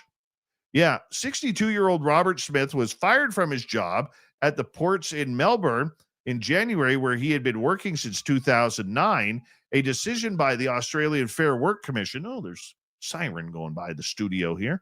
His employer accused Smith of showing male co-workers a bikini-clad photos of female colleagues, telling one that he had put his blank in his Subway sandwich, and then calling a colleague a useful piece of doo-doo and a condescending bad word. Smith says that it was an unreasonable dismissal, even for his potty mouth, ruled in his favor that he should get his job back, and there he is. I want to know who reports putting a sandwich, or your tallywhacker, shall we say, in a sandwich. That sounds like a real filthy fetish, doesn't it? But hey, to each their own. Thank you for listening in tonight on Spaced Out Radio as we welcome in Mr. Ron Bumblefoot Thal, rocking in the background with Little Brother is Watching. Bumblefoot is the official music of Spaced Out Radio, rocking us in and out of every single show. Get your horns up for the guitar god himself. Special thanks to everybody listening in at work, at home, in your cars, wherever you may be. Thank you to everyone in our chat rooms tonight. YouTube, Twitch, LGAP, Facebook, Spreaker, LinkedIn, the Space Travelers Club, and on X, hashtag Spaced Out Radio.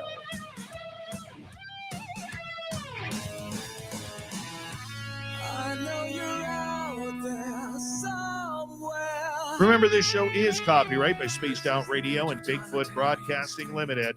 Thank you so much for choosing to share your evening with us, because together, my friends, we're watching.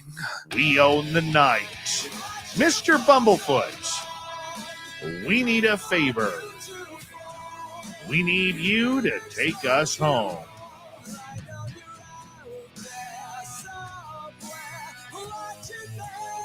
Yes, the Woo Train has docked for the night, but soon, my friends, we shall ride again. Your seats are always available.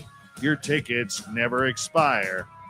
And if you want to bring a friend, we've got room for them too. Good night, everybody.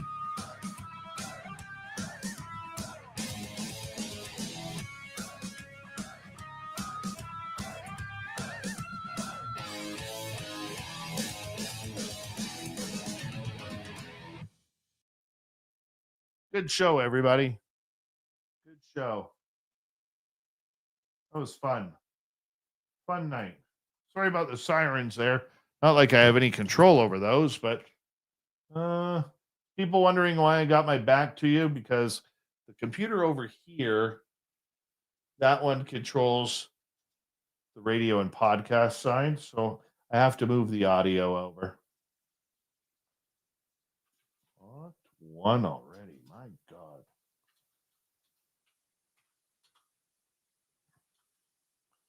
And this is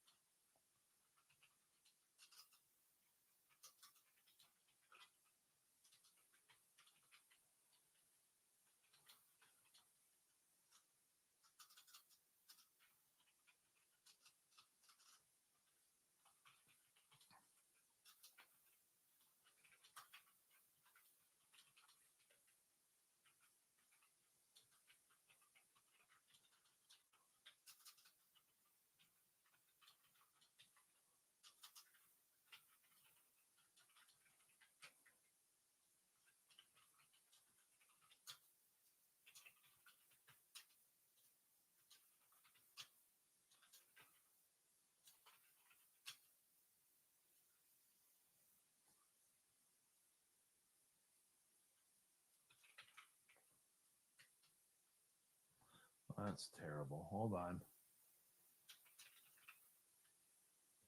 My goodness. There we go. There we go. Now we're going. Now we're cooking with oil, as the kids say. Now we're cooking with oil. Whoever said that? I don't even remember my grandpa saying that. Anybody ever use that saying? Jerence Carter, was it you?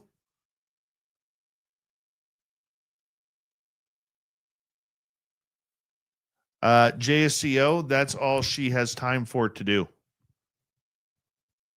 That's all she has time for. But I may look at trying to figure out how we can add a little bit more there.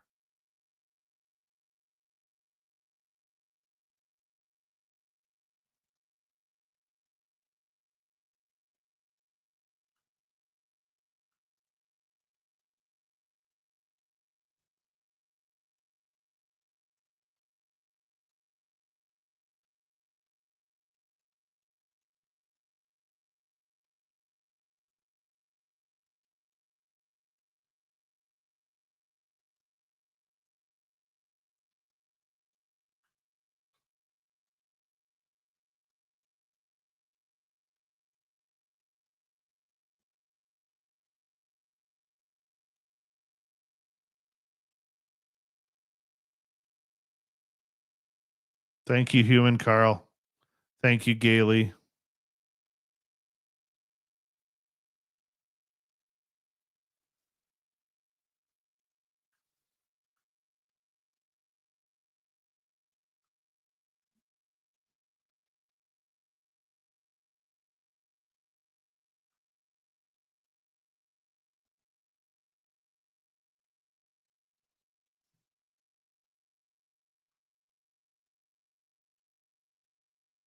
Human Carl, are you going to come to our Vegas event next year?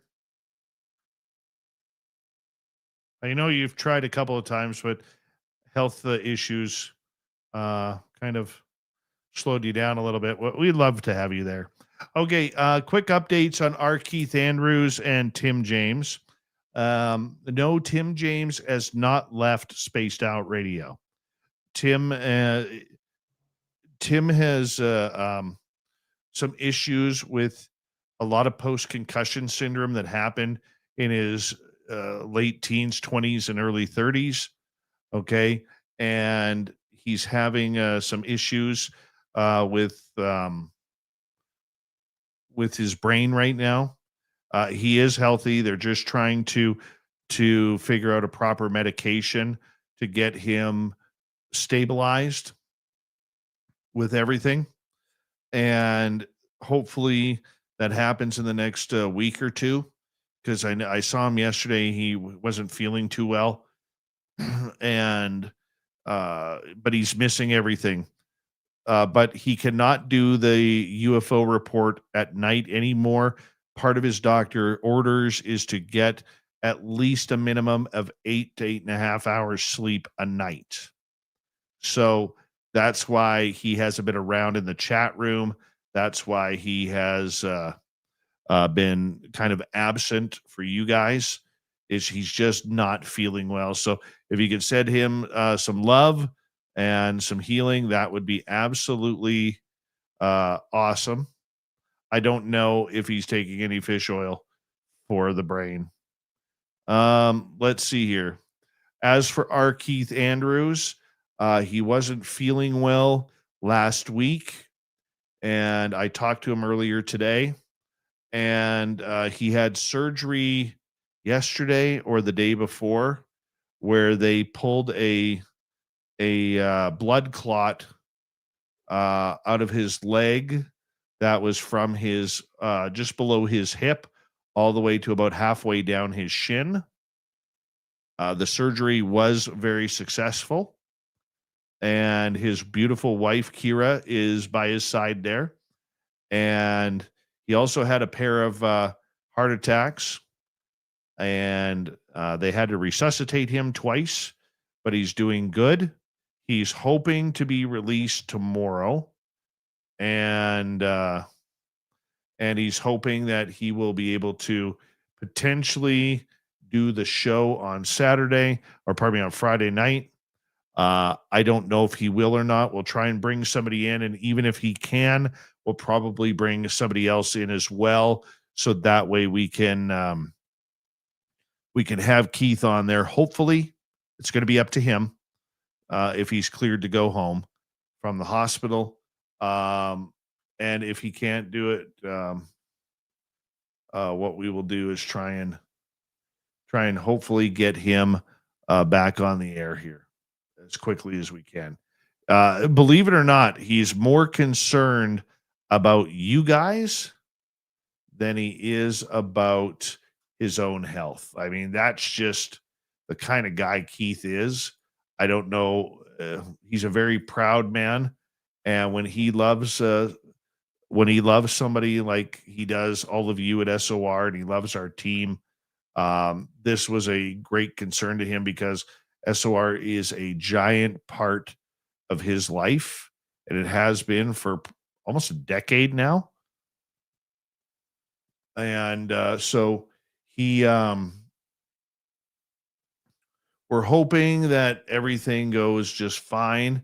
We're hoping that he's going to be able to get back on track here very quickly, and hopefully he will get healthy soon. If not, I'll try and find somebody who can fill in for Keith on the ET connection. It probably won't be as entertaining as Keith. Well, that's wrong for me to say. That's rude for me to say. It'll probably be as entertaining, but in a different way. Probably the way to do it. Matthew Smith Williams, welcome to SOR chat. And are you here just to try and make not funny jokes? Are you really the ghost of Bob Saget who's not funny? Just curious.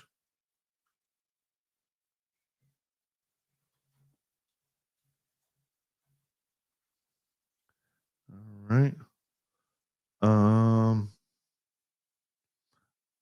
Any questions about Keith or Tim? And that's also the reason too, guys, where we haven't been going out to Flight 21 is because of Tim's health. And Tim does all the editing and everything, and I don't think he has the capacity to do that right now, which, I mean, the good news for you guys is we're building all of this footage that you guys will have lots to watch when we get out into wintertime when we can't get out to Flight 21. You guys will get to see it all. You will.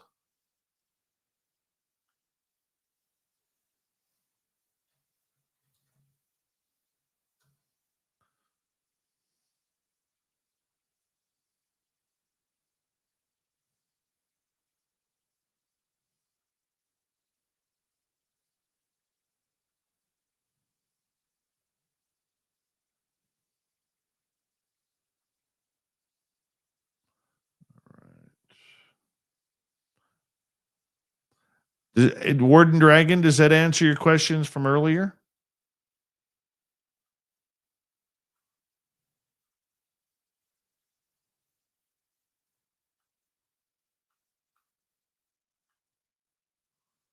Okay, perfect. Let's go there. Yeah, I miss Tim being in studio, man. Like, you know what the shitty part about it is? We built this entire area. Well, I shouldn't say we built. Like, I'll show you here. 1 second. Camera. Go here. Like, this entire area here was built for Tim. Right there. And like, it's like right here. See, hello, I'm Dave. Right? We built that for Tim, and it sucks that, we can't use it right now. Literally bugs the hell out of me. So that's what it's there for. That's Tim's spot. So, yeah, that's the way it goes.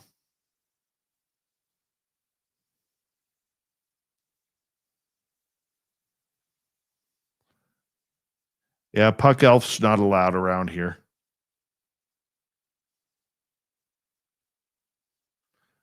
I rarely ban people, but that's one person I did ban.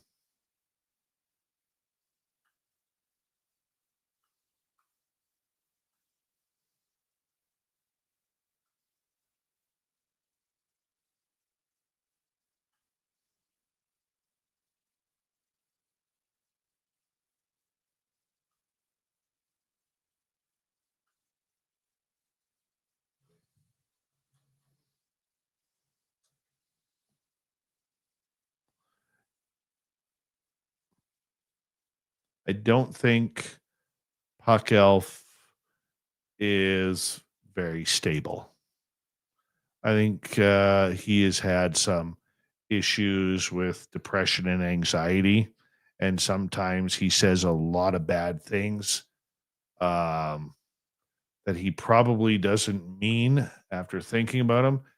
But I will not have people using racial comments to listeners and guests in here. And that's what happened here. There are few things that I have zero tolerance on. And that was one of them. Zero tolerance.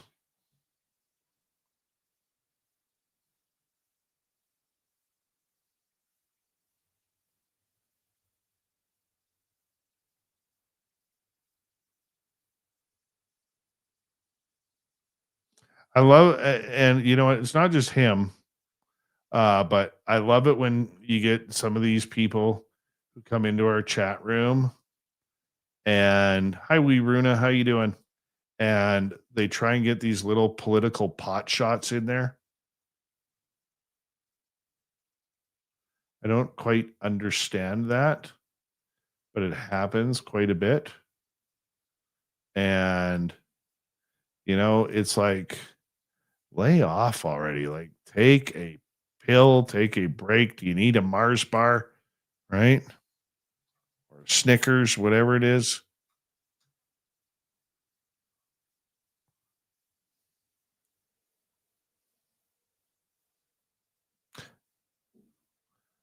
My stomach is growling. I might have to have a bowl of Lucky Charms after this. But, you know, like seriously, it's like take a break.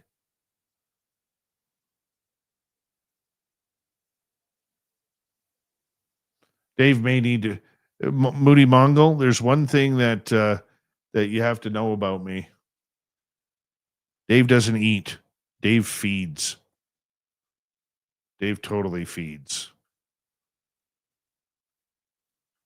I always forget to do that. Damn it. Let's go here. Let's go here. 10:01. This is Steve Strong. There we go. And let's go here. Open. Take those. Put those there.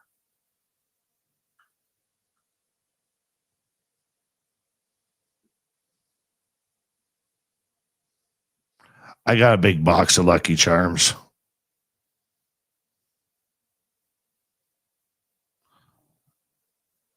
You old yet perhaps a retard chow count? Okay, dude, you're just being an idiot. You're just being an idiot. You can go in timeout for a little bit.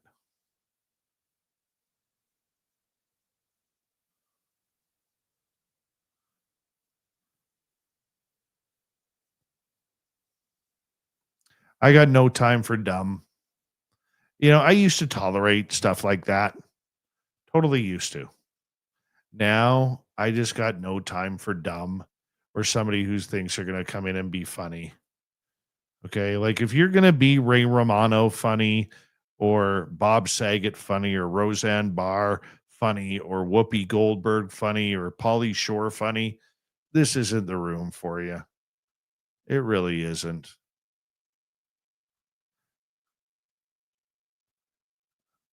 Sorry. Just so tired of people being assholes.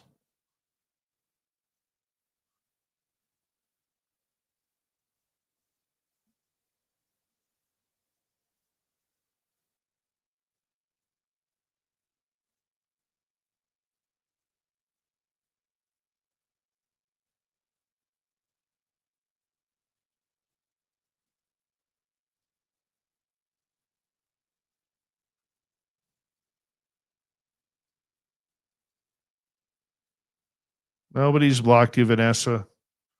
Nobody's blocked you. I already deleted his stuff. So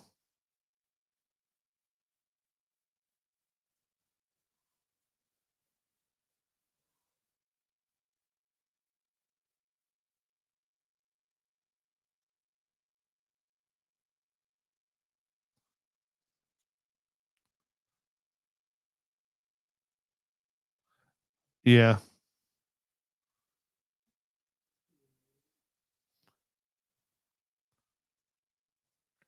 it's gone. Close that up. Close that up.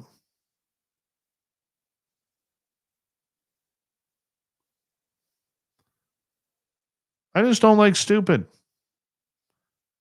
I don't. It's amazing that in 2025, there are people who still think it's 2015,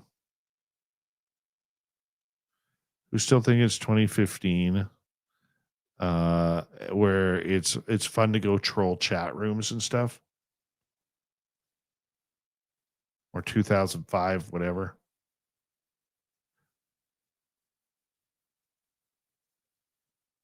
Never got into scotch. Tried it a couple times, didn't like it. And again, I'm not a big fan of a lot of alcohol, except tequila. I like tequila.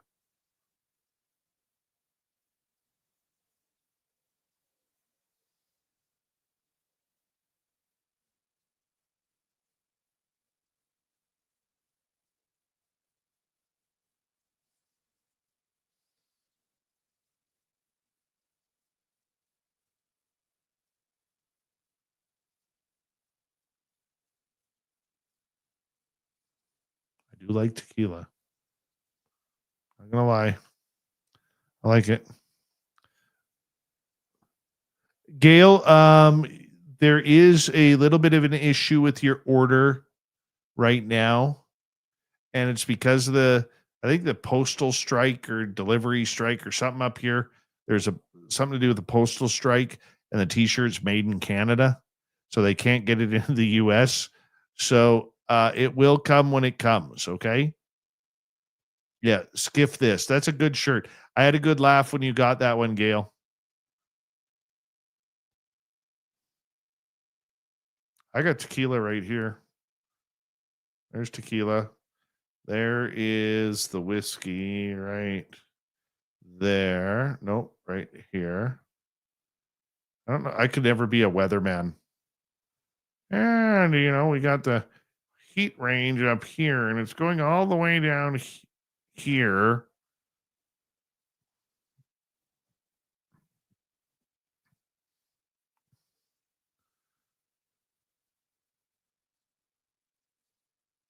Couldn't do it. Just couldn't do it. All right, people. It's time for me to go to bed, because at my daytime job, the ownership is coming in tomorrow. So I got to make sure I'm up and I look pretty and my beard looks good. Tomorrow night on the show, who's here? Who's here tomorrow night? Elias Ramos. This is going to be a good one. Letters from a Cryptid Hunter. I'm going to enjoy this. I am really going to enjoy this show. It's going to be pretty badass. Elias Ramos, starting at 9 p.m. Pacific, midnight Eastern. Thank you tonight to Caged on the Inside for joining our YouTube membership. Thank you to Creepypasta, Cosmic Joe, T-Bone My Man, AJ, Erica, and Human Carl for the great super chats tonight. Thank you for the love. I do have a green screen. I just never use it. Never used my green screen. I own a green screen, never used it. But yeah. See you tomorrow, everybody. Much love. Sleep well tonight.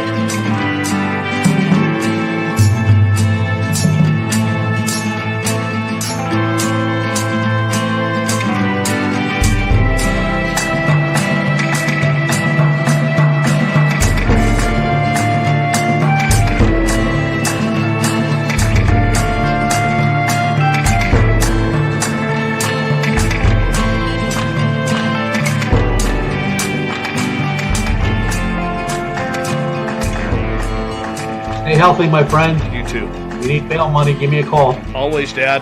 Take care. You too.